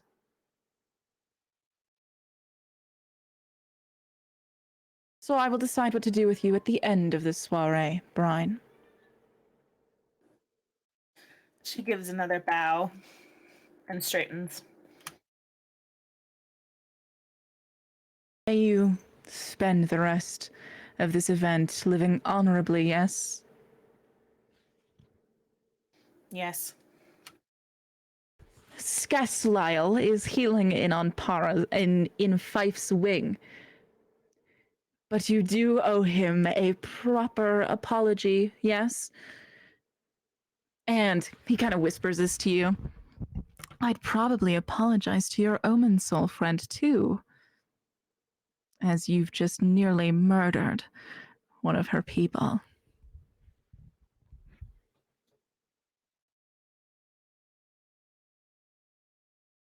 Brian just holds his gaze. She seems very calm. Brian, Your radiance. you are favors to two people. Both Gideon and Winona. You may go stand by Winona for now, but we will revisit this later. Before you leave, however, I have one question for you. Are you here to enjoy yourself? She hears Ystir in the back of her head. And she says, Oh, your microphone just cut out. no, not again. She I says, can hear you now. Oh, yes. I'm very much looking forward to the party, Your Radiance. That is excellent to hear. You may go join Winona Fight Fair. Brian gives a final nod and then walks over to Winona. That is the last of my mercy you will see today. And there is not even a glimpse of a moment before the music that Ozzel is playing shifts slightly again. And you see as who's standing close by Gemma? Current. Okay. Me? Current, Yeah. you are close enough to hear Gemma go, what in the right fuck? As you hear the sound of a ship overhead. And this ship, it's a beautiful, this is the darkest, mahogany wood you've ever seen on a beautiful ship. The sails are all embroidered. It is this beautiful blend of coppers and browns and reds. And it is a small ship, but it is so oft and fondly loved. And you hear Gemma Varya go, that's my fucking ship. As this airship comes to sail over, and this giant ladder falls from it, and you see this hook linked to the ladder, and a figure comes sliding down it to land on the treats table you all passed by earlier with a thud. This fur coat takes up the bulk of his body. On the top, this bright spot of copper hair shines through. You have heard of the myth, but it is time to meet the man, the legend. Yes, it is none other than...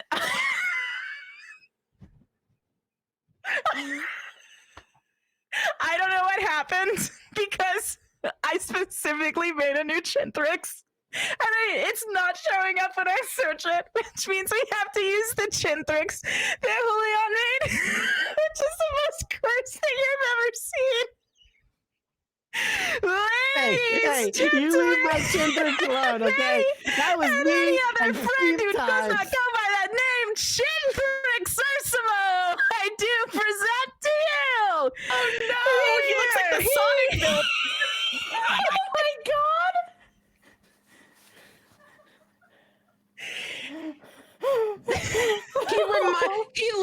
He looks like the general from Howl's Moving Castle. That Oh my god, yes. I keep picturing him as if anyone's seen Scooby-Doo from Zombie Island, the boat ferryman that turns into a big evil cat at the end, where he's got that one line where he's like, people go in that bayou, they don't never come out. this old white man, that's who I'm seeing now. Sorry to derail the episode talk about Scooby-Doo on Zombie Island. Gideon looks at Nakia. Scooby-Doo Zombie Island canonically exists in Ackerman, so you're fine. Gideon, if you look at Nakia and Nakia looks back and you goes, oh, cool, your boyfriend's here. And just goes back to looking forward. I think he's dating your clown dad, actually. It's looking at Thebus's outfit. That's what the clown for. Nakia steps on your foot. Chintrix comes striding down this bridge. All the panache in the world, just effortlessly brushing past you. You hear Jim go, I can't believe that fucking man is my ship. And he comes to like this sweeping kneel in front of Ampara. But not only is this a sweeping kneel, but he like brings his hands over his head to like rest on the ground. And he says, your radiance. It was an honor to receive an invitation from none other than a god. I have spent many suns looking for a gift to express my fond appreciation for your invitation. Ampara goes, yes, let's see it. And Chintrix stands up again, and in this like sweeping gesture, he like as he's standing, he reaches into his coat and stands, and he's holding a knife aloft, this single dagger, and he says, behold, I received fair rumor of your plans for this party, a beautiful retelling of All Mages' Day, my favorite holiday, your radiance. I set to finding the perfect gift that went along with your radiant theme, and I have brought you with 100% surety the very dagger that killed the Lord of the Green.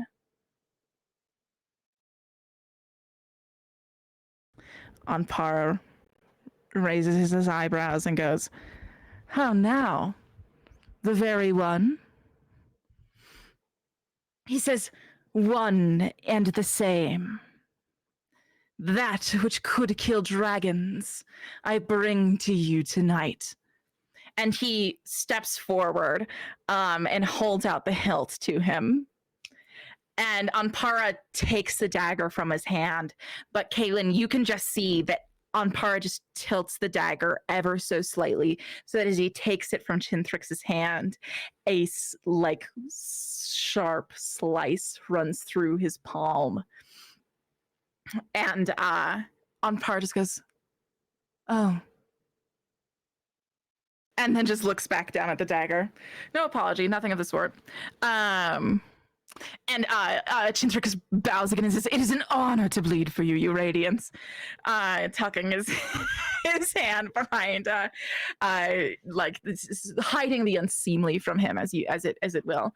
Ampara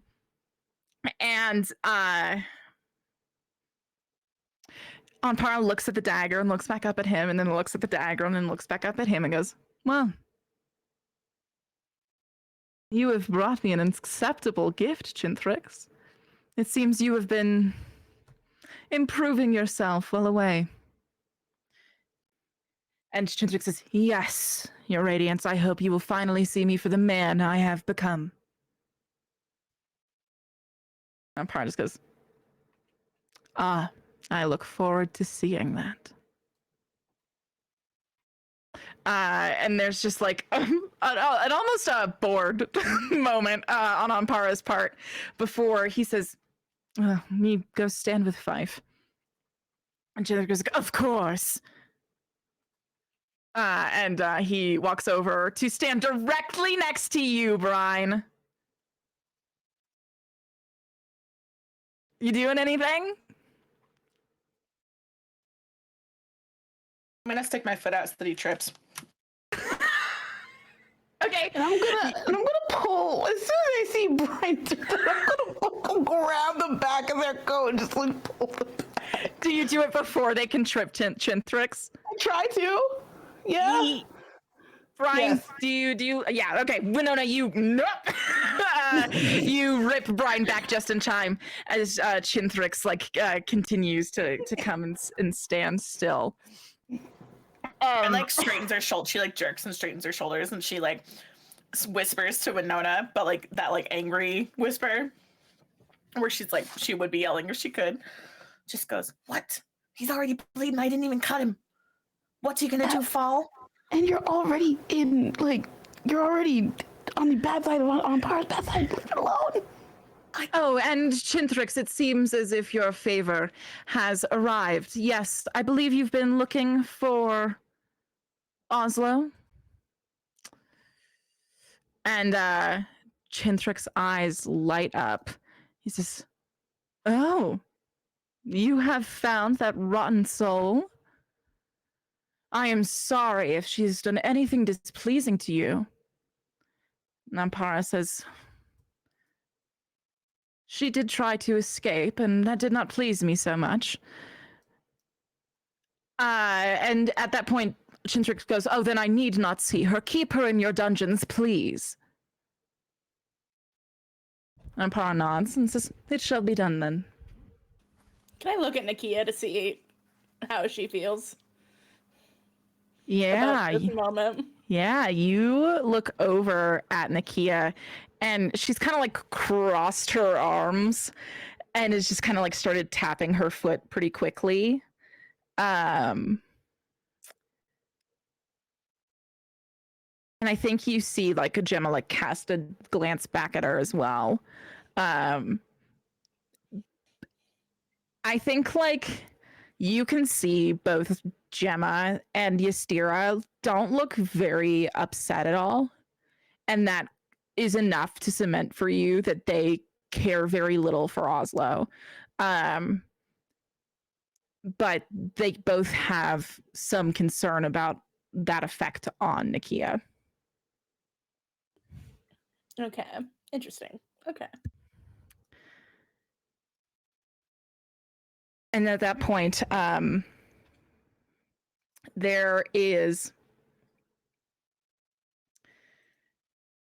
a brief moment where everyone is kind of left to quietly speak amongst themselves before you begin to hear oh no, it's actually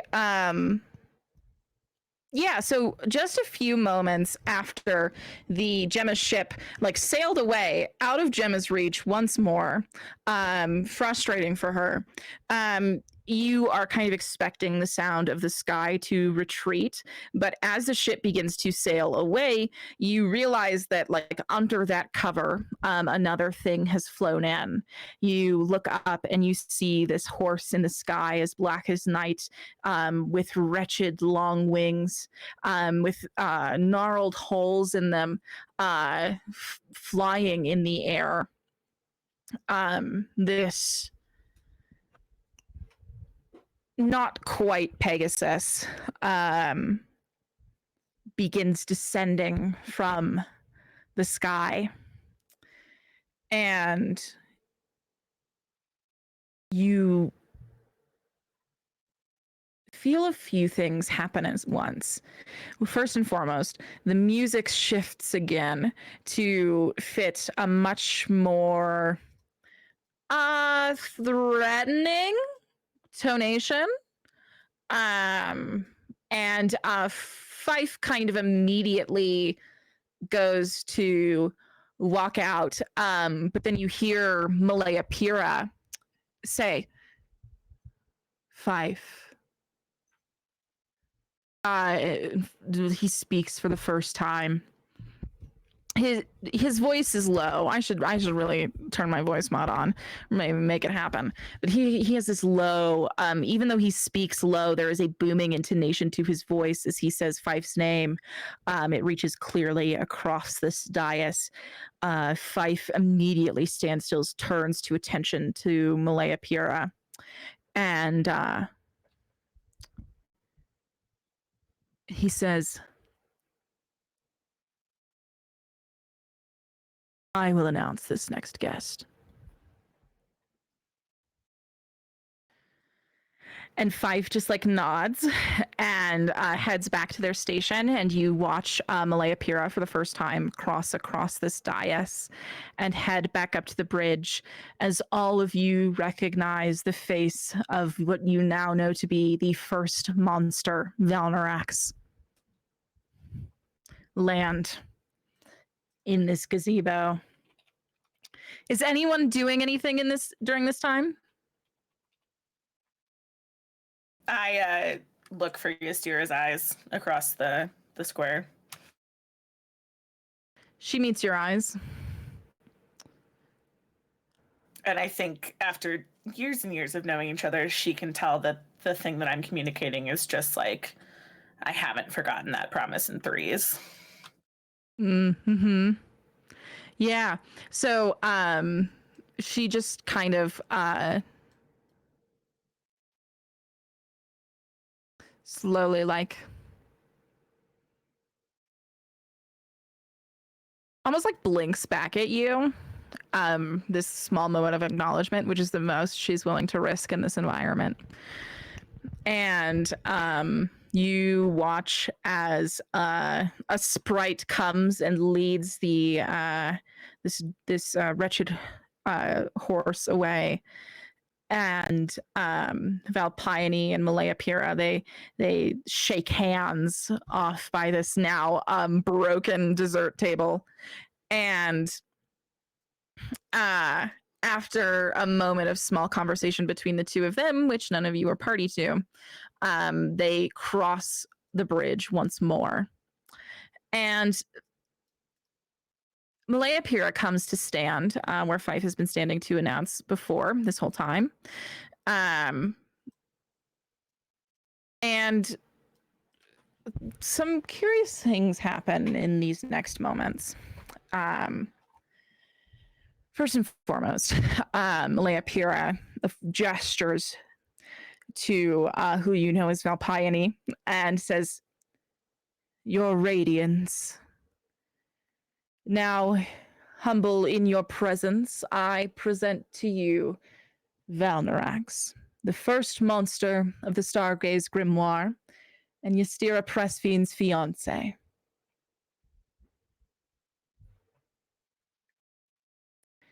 And Winona, you notice right away that everyone else, while they've been being introduced, they have had their eyes locked on the very scary god in front of them. That is not the case here. You watch as Valnorax breathes in deeply. And something catches them in that moment. A surprise, almost. And it is like slow motion. You are hearing this introduction of things you already know. As Valnorax's gaze leaves on Para and slowly shifts to look you dead in center.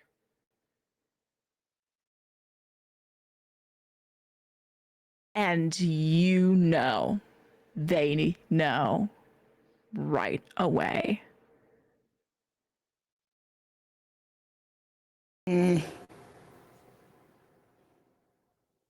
As their gaze burns and then hardens. What do you do? Brian steps in front of you a little bit. I have no. I feel like I have no choice but to just hold that gaze and stand tall. You hold this gaze, you stand tall, and Valnorax has to be the first to look away as the introduction finishes, and this moment that feels bigger than time ends in a second. As Valnorax looks back to Ampara and says, and like Meliopeer like heads back to where he's supposed to be. Valnorax kind of like comes front and center and just nods at him. No kneeling, no bowing, nothing of this kind. Just nods and says, "It has been a while since we've seen each other." Oh no, I have to do the accent. Oh, I forgot. Okay, Russian accent. "It has been a while since we have seen each other, has it not?" And Ampar goes, "Yes. 5 years?" And then Valnorax says, "Add 2 zeros to that and we might have the right number. But it was just enough time to find you the perfect gift now that you've decided to invite me to one of your lovely functions. You know, we in Vidrusel do not mind parties." And Ampara says, "No, I'm sure your parties are full of decay and shadow and weeping and mourning. This is not a present that I would seek." And Valnorax says, "I would not bring the wrong gift to the right party. No, I have found something perfectly befitting of you. Something that you do not have." Ampara goes, "I have most anything." And Valnorax goes, "But you do not have this." Takes a few steps forward and produces this cloak out of thin air that looks like shadow. "I give you something that will let you pass through Doxon's mists undetected. A cloak I have been using for these very last 500 years. Now that I have found the love of my life," points to Ystira, "need hide no longer." Ampara kind of narrows his eyes and goes, "And you say love has brought you this freedom?"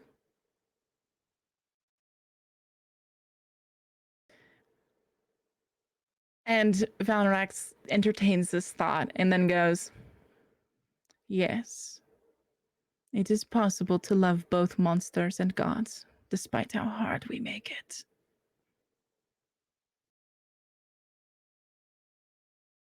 And steps forward. Valpine, then Valnorax, really. No one else is going to know Valpine is Valpine here.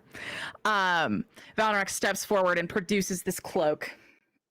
And Ampara puts it on right away, kind of like gazing at how it is on himself, and then looks back up and says, "And he still wants you dead?" Valnorax goes, "Oh yes, very dead. He is still quite concerned with it." And Ampara says, "Then you are still a friend of mine. You may..." It kind of looks around and says, "You may join Limericks." And Valnorax nods again and walks back. Is anyone doing anything in that time? I think that Current is. I'm gonna walk over, and since Gideon is on one side of Nakia, I'm actually gonna walk in between Valeria and Nakia, not paying any mind to Valeria. I am going to scoot right in there. Perfect. Is it just like a slow kind of burn where like she has to back up or else you're gonna bump into her? Like is it one of those? And I'm Okay, I going love to that. turn back and look at her to see if she will look at me.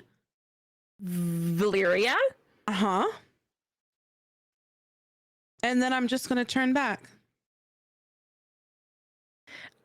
Before you can turn back, she reaches out and places a hand on your shoulder. I place my hand on her hand. Just tell me, Current, have you learned of your home? Some. I'm sure there's much more to learn and plenty of perspectives to go around. You may find me anytime you like, and I will tell you everything I ever learned.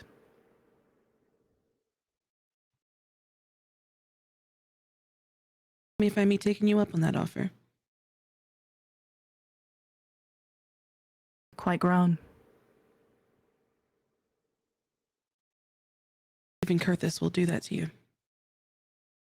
The wilds will too.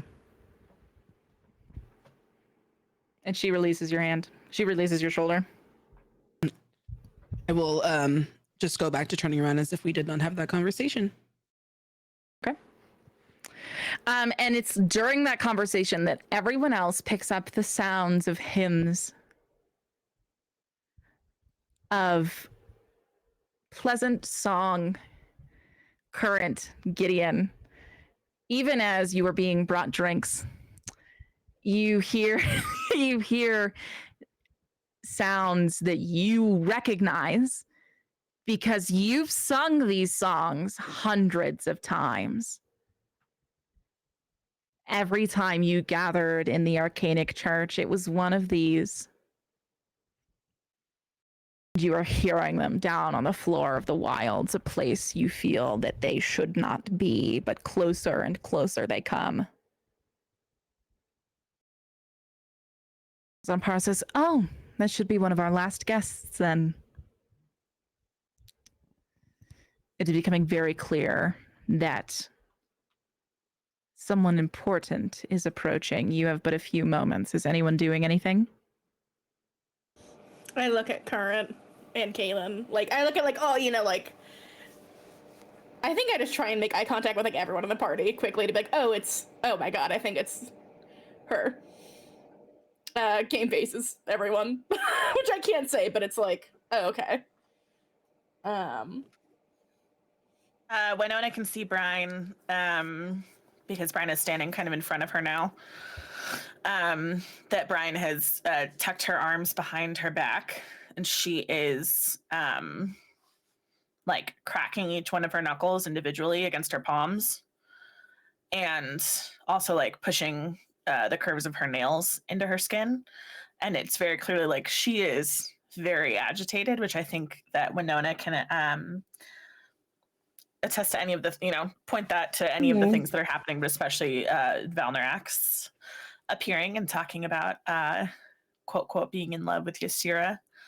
And now like the potential arrival of Discord has Brian pretty on edge as well. So gameplay wise, Brian's feelings tracker is full, and I don't know if anybody remembers what happens when her feelings tracker is full, but I'll I'm happy remind those to who have read forgotten. it. Okay. Please. All right. So Brian has a move. I guess it's a move. It's not really a move. It's like a status called Too Many Feelings. So each time she gains a string, someone gains a string on her, or she marks a condition, she increases her feelings by 1.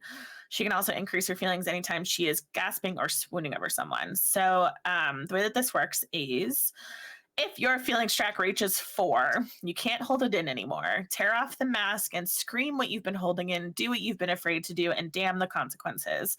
You can give anyone present a string on you to gain a string on them. Stop when the consequences catch up with you for good or for ill. Afterwards, reduce your feelings to 0 and clear a condition. It feels good to get it out, at least in the moment.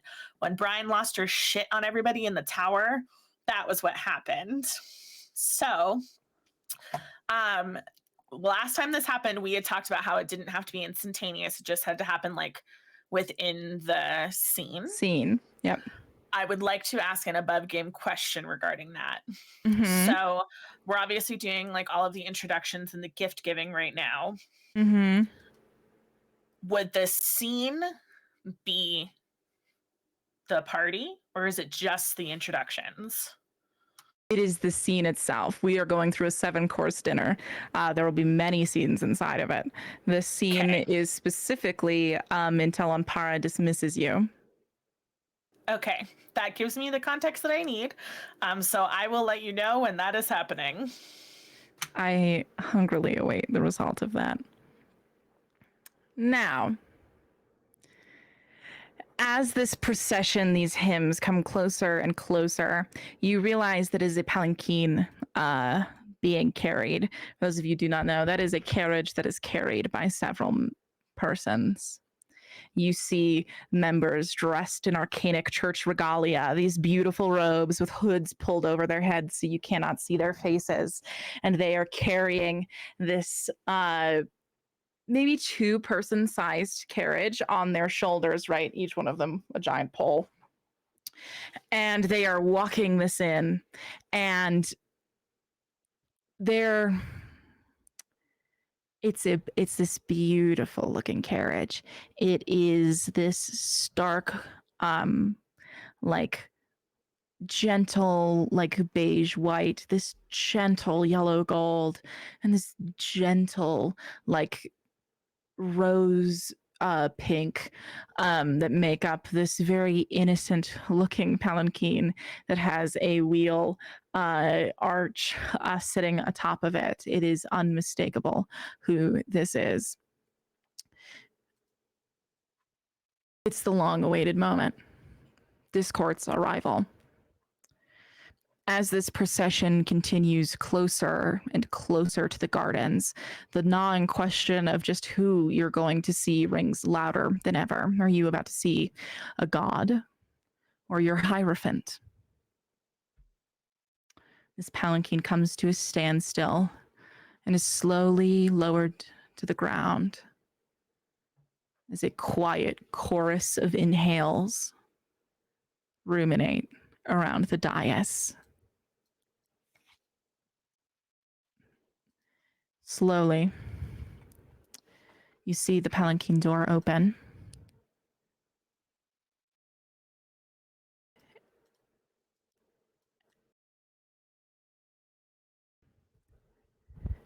And your answer steps out.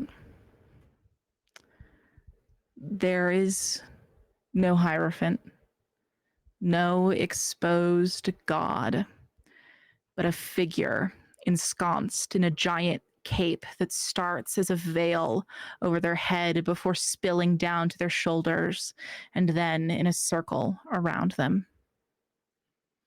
After a moment of examination, you realize this is no cape, but a meadow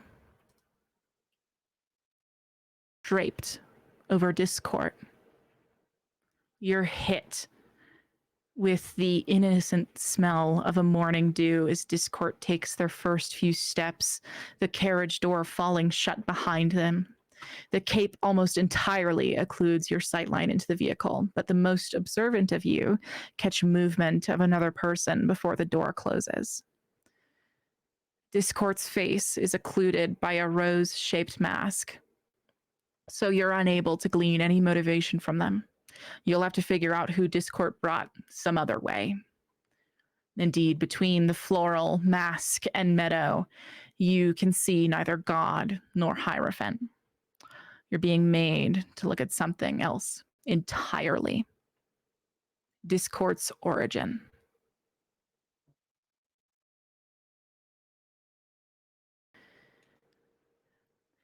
Discord walks past all of you, not stopping to kneel, just right up to Ampara. And you notice as several beams of light shoot out from underneath them. These beams of light closing into a circle. And as Discord begins speaking, their conversation falls silent.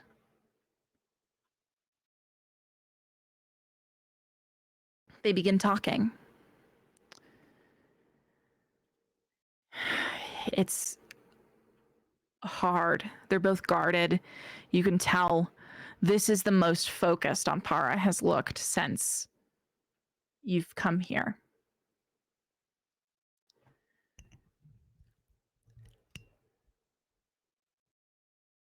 You see Discord take a step back before turning their back on Ampara, slowly looking between the entire dais before turning back to face him, producing a card from underneath their cape and holding it out to Ampara. Ampara takes it, and it disappears in a beam of sunshine. A worm. Beautiful. Thank you for the worm. I should set some of these up.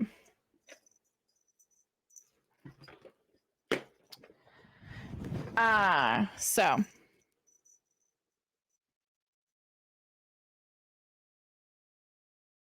is anything happening while this silent conversation is happening?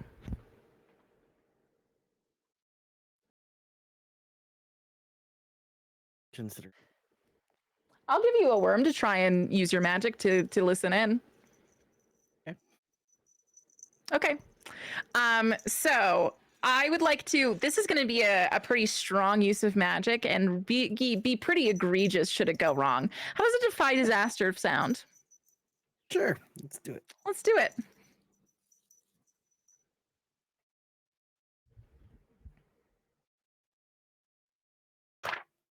Why does it ask? Okay. Yes, and while you read that, before you read it out loud, I'm putting another worm on the table if Brine loses her shit during Discord's introduction. Okay, defy disaster. When you push your limits to achieve something extraordinary and it's not covered by another move, or to avert imminent danger, say what you're willing to sacrifice and pick your approach. Then you can pick might, endurance, or courage, swiftness or elegance, charm or social insight, cleverness or knowledge, and willpower or metaphysical skill. I think this inherent sacrifice is social standing. Right, because if it goes wrong, it's gonna be bad. Mm-hmm. Yeah. And then I get to pick my approach. I mean, I guess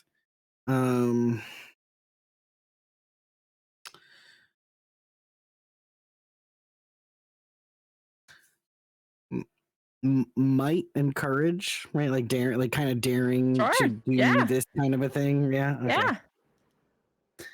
Whew, oh boy, here we go.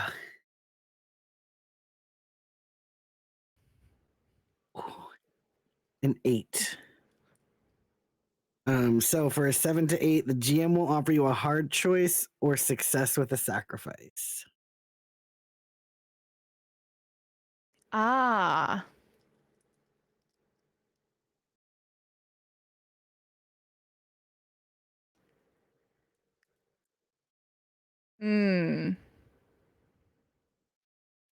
I will say that your choice is going to be like abandon all hope before you like overcommit, right? Like try and then give up. I think for you think your cleanest goal is getting inside of whatever magic circle they've created. Genuinely just using a sort of disguising magic to kind of skid in through that barrier is going to be what works best for you. I think my choice is that you can give up before it gets hard, or you can go through with it, but you will not know if they know that you got in.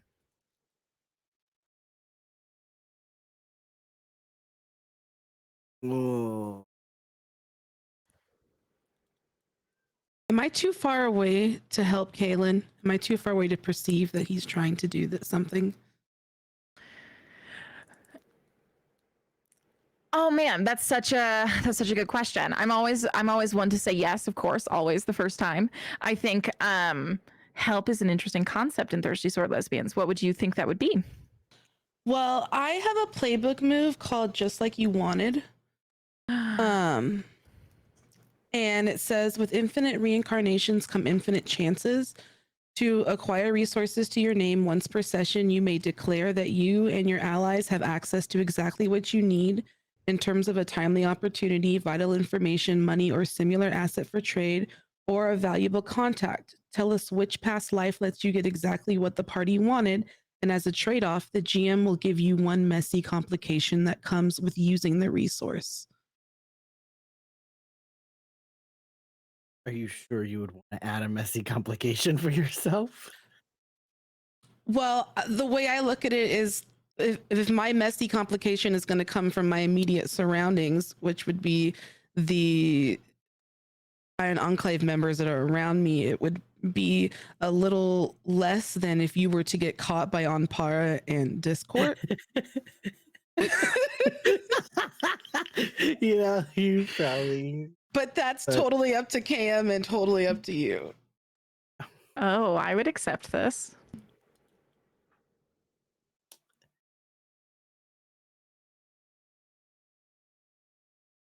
It is up to the receiving party for Kalen. All right. Well, then sure. Let's do it.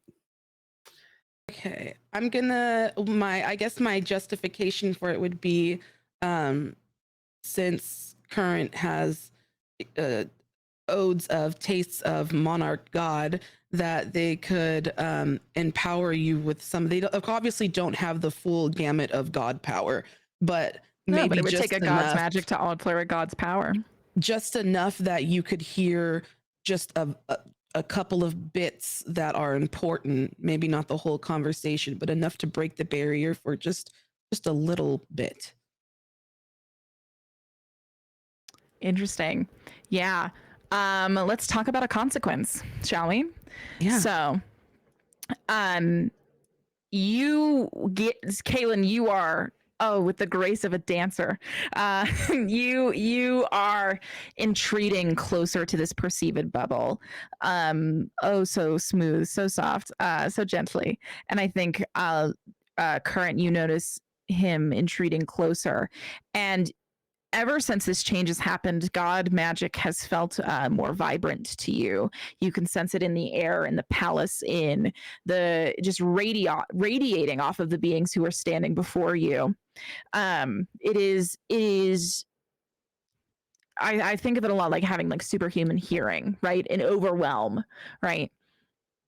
And you can kind of faintly feel this circle that has been cast by Discord, and you know that if you just give Kalen this right amount of godly magic, they could slip through the spokes of this wheel at the perfect time, this rotating spin of magic.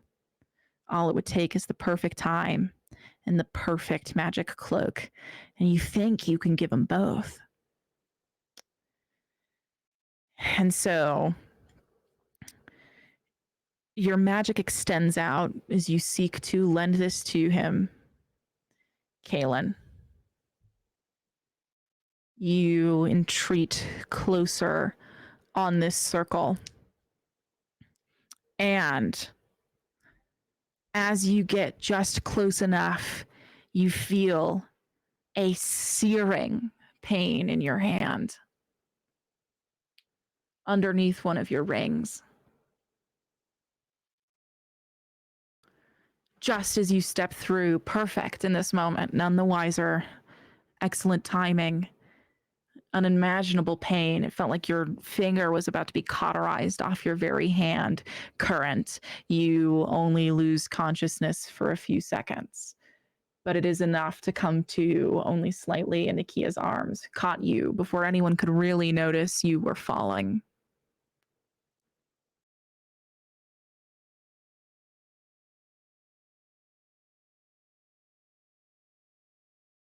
I look up at Nikia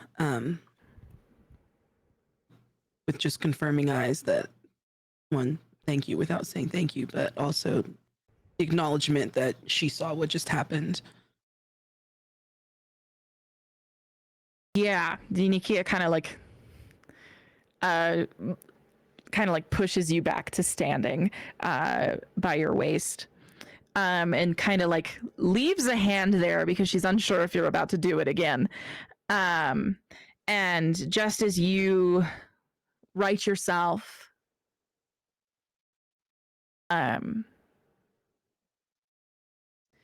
you hear,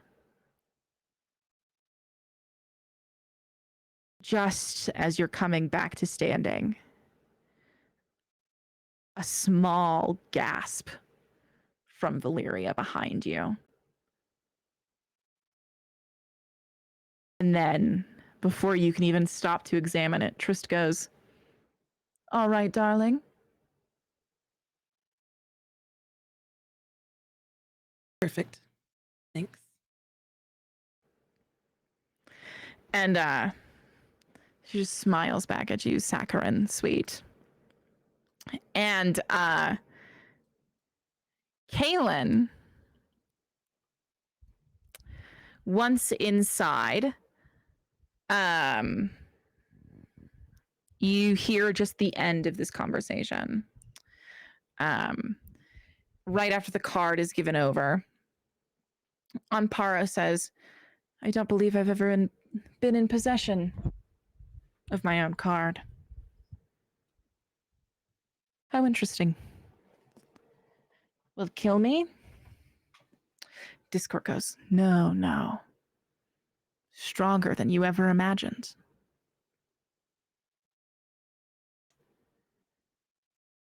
"Why have you brought us all here?" Ampara takes Discord's question and contemplates it for a moment and says, "Well, I, of course, do have a vested interest in the safekeeping of my wilds. I also have a vested interest in enjoying this delightful piece of humanity that's been laid out before us. So much chaos, so much pain. This all must be your doing." Discord kind of looks around again before saying, "This isn't even my best work. I've been quite busy these last 500 years. Amparo goes, "Oh, I can only assume. I guess my question is this work that will make you my friend or my enemy? This is why you are all here. I'm deciding what side of the war I'm aligning with." Discord laughs and says, "You call this a war?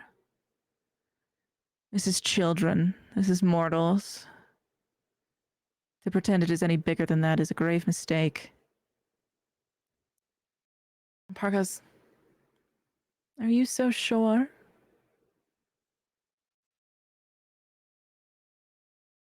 Discord kind of shakes their head and goes, "Even if they've learned of what I was doing 5 years ago, they still would not catch me in time. This is a final act of their enjoyment. I'm glad you could make it nice for them." Nampara says, "Well, glad to hear where you stand.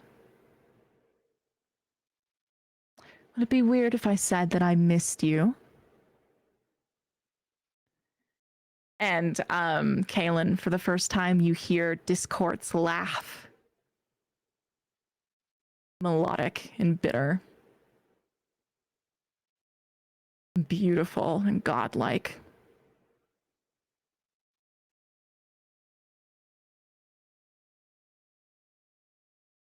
And Discord says, I will never miss this.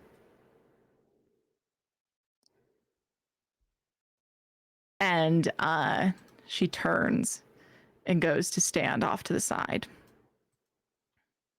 And that is everything you hear. Can I ask a question? Yes. While this was happening, Mm-hmm. what was Valnorax doing?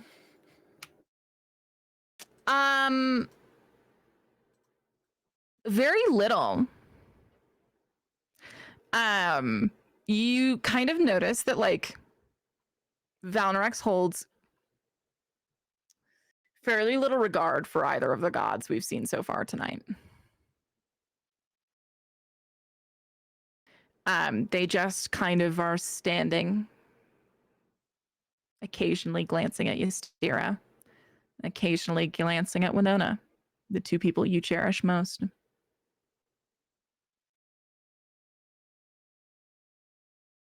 So I think Brian is not paying attention to the Discord and Anpara conversation at all. Mm-hmm. I think she is just eyes boring into the side of Valnorax's face. And I think every time they watch Valnorax's gaze move from Ystera to Winona or back again, there's like this like balloon inside of their chest that just gets a little bit bigger with each look until it feels like she's going to burst. And I think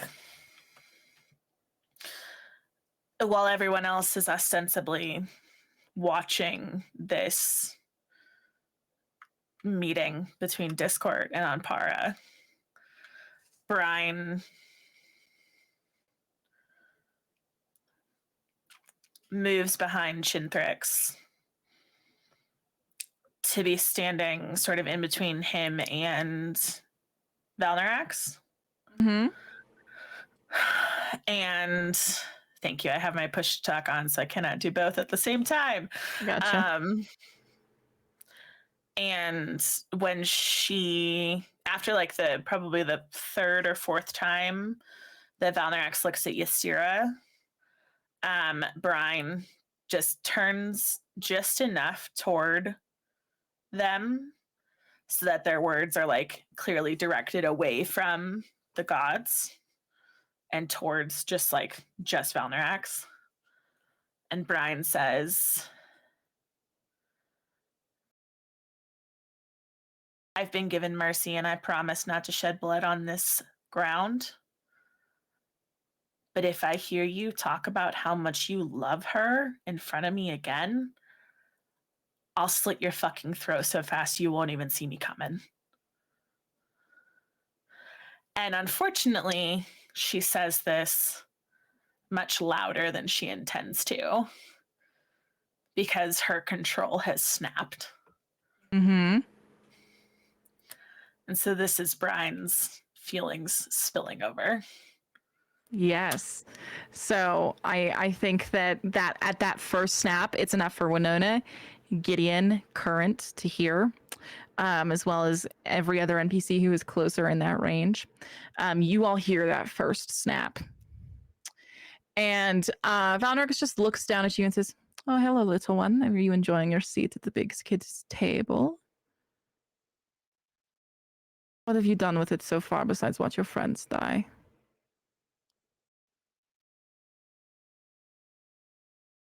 Gained the favor of a god for starters.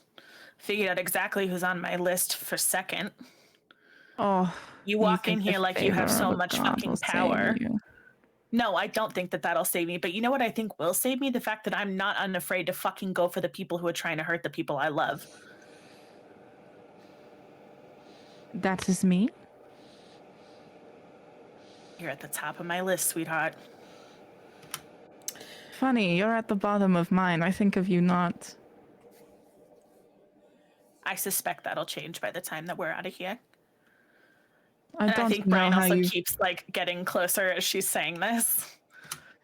I think Winona is just gonna kind of like. Brian takes 2 steps, Winona takes 1. You know, just like getting just a In little. fairness, one Winona step is about the same length as 2 Brian steps. Exactly. Sure, very So, fair. You know what? Let's say 4 to 1. 4 to Because that 1, way I'm perfect. just right behind you. Perfect. Okay, keep going. And so what? You will spill my blood, and then what?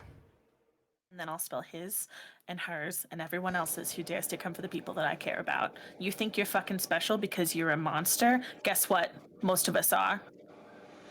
You may be Make the yourself a oldest. You may monster. be the most powerful, but that doesn't make you fucking immortal. It doesn't make you unhurtable. The only other monster here besides me is your sweet friend, little one. I think Brian goes for her. Brian! Thank you.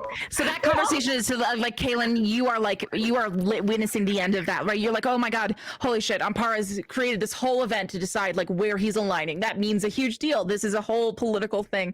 There's a whole political, and then you just see a feral little rat lunge out of the corner of your eye, and there's this huge lunge, and Brian, you feel this giant fist close on the back of your hood and lift you 7 feet into the air. Limericks has grabbed hold of you. The first thing they've done all night, otherwise completely stoic. They grab you, and then they turn you to face them and says, I do not think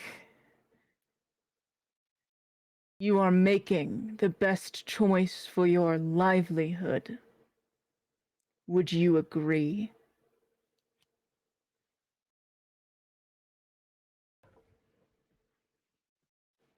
Brian just meets their gaze and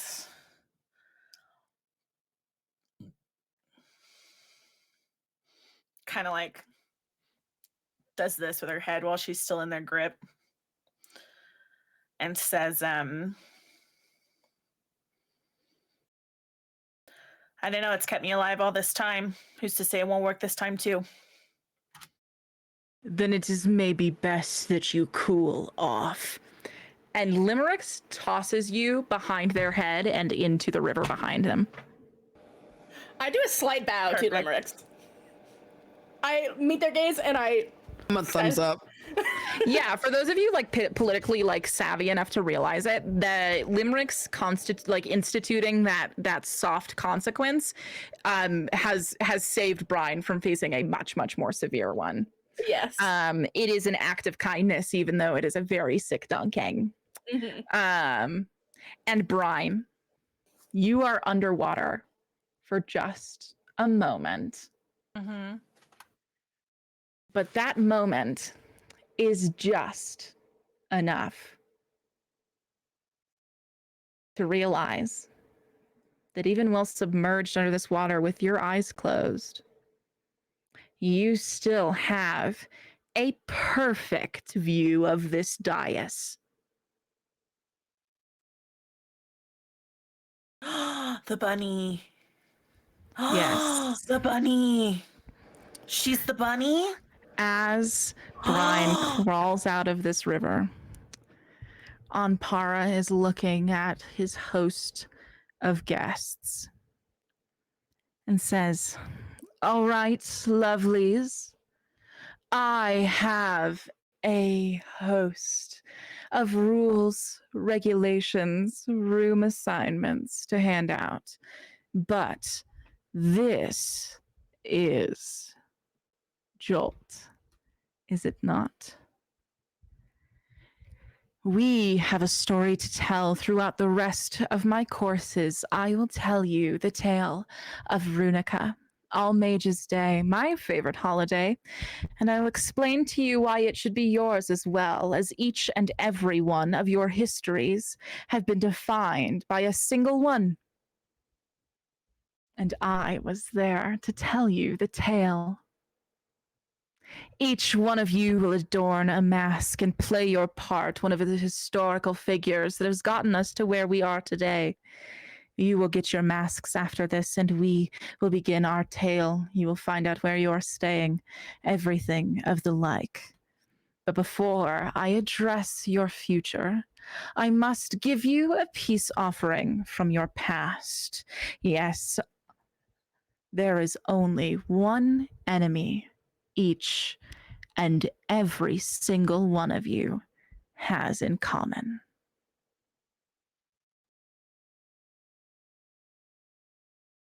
And that is none other but Fidelity's old leader, Simpira. And Anpara snaps his fingers, and the bunny, in an instant, is transformed into Simpira's true form. Dazed, confused, but still snarling, angry. It doesn't matter. Anpara grabs her by the hair and pulls her closer. Consider this a peace offering.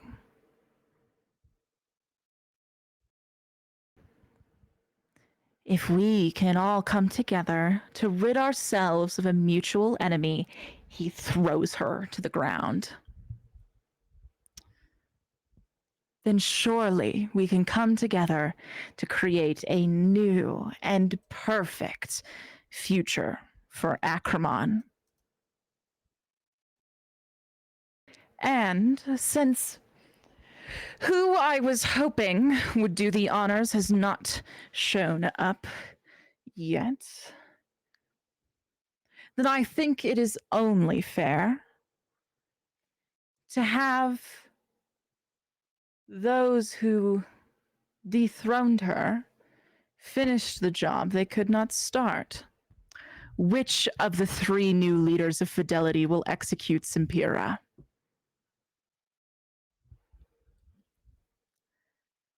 And the other 2 don't even have a moment to act. Ystira steps forward without a second thought. She will not let either of those 2 take that on. Ystira says, I will do it, Your Radiance, but I seek not to violate your rule against violence and bloodshed. And Anpara says, well, thank you for your kindness and consideration, Miss Pressfiend. However, this is the only act of violence that I will allow. Because it's for the greater good.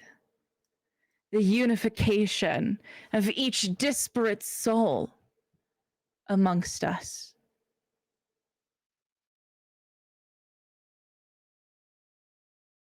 So, will you do your peers this honor?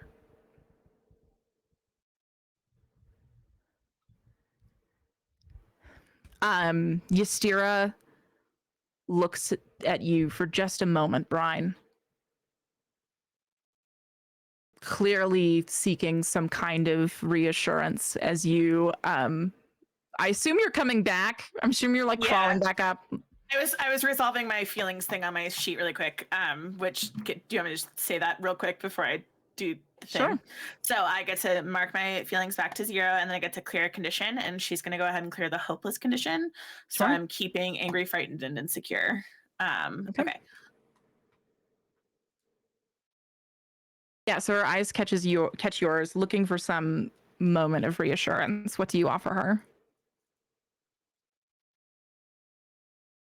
I think something that we used to do when we first started dating, and we would catch each other's eye like across the room, that moment of like, oh, you're still here. Like, we're still here together. Brian would very uncharacteristically just like wrinkle her nose a little bit. And so that's what she does. This little like, I see you, I'm with you, I love you. Yeah. And so she takes that and it gives her this moment of resolve to turn back and face this god and say, yes. Yes, and it would be an honor to do this for you, your radiance, and everyone else here at this procession.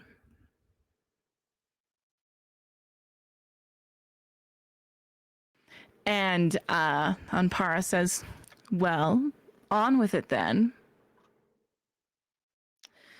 And Ystira nods and takes a moment, takes a deep breath in before turning and walking back to Malaya Pira.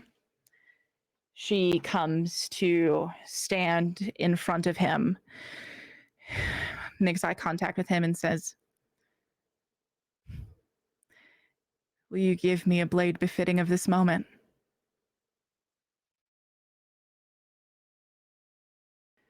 And Malaya Pira says, gladly. And he summons this spectral purple axe. Light enough for this small furbolg to carry, but with the weight of all kinds of violence, hands it to her.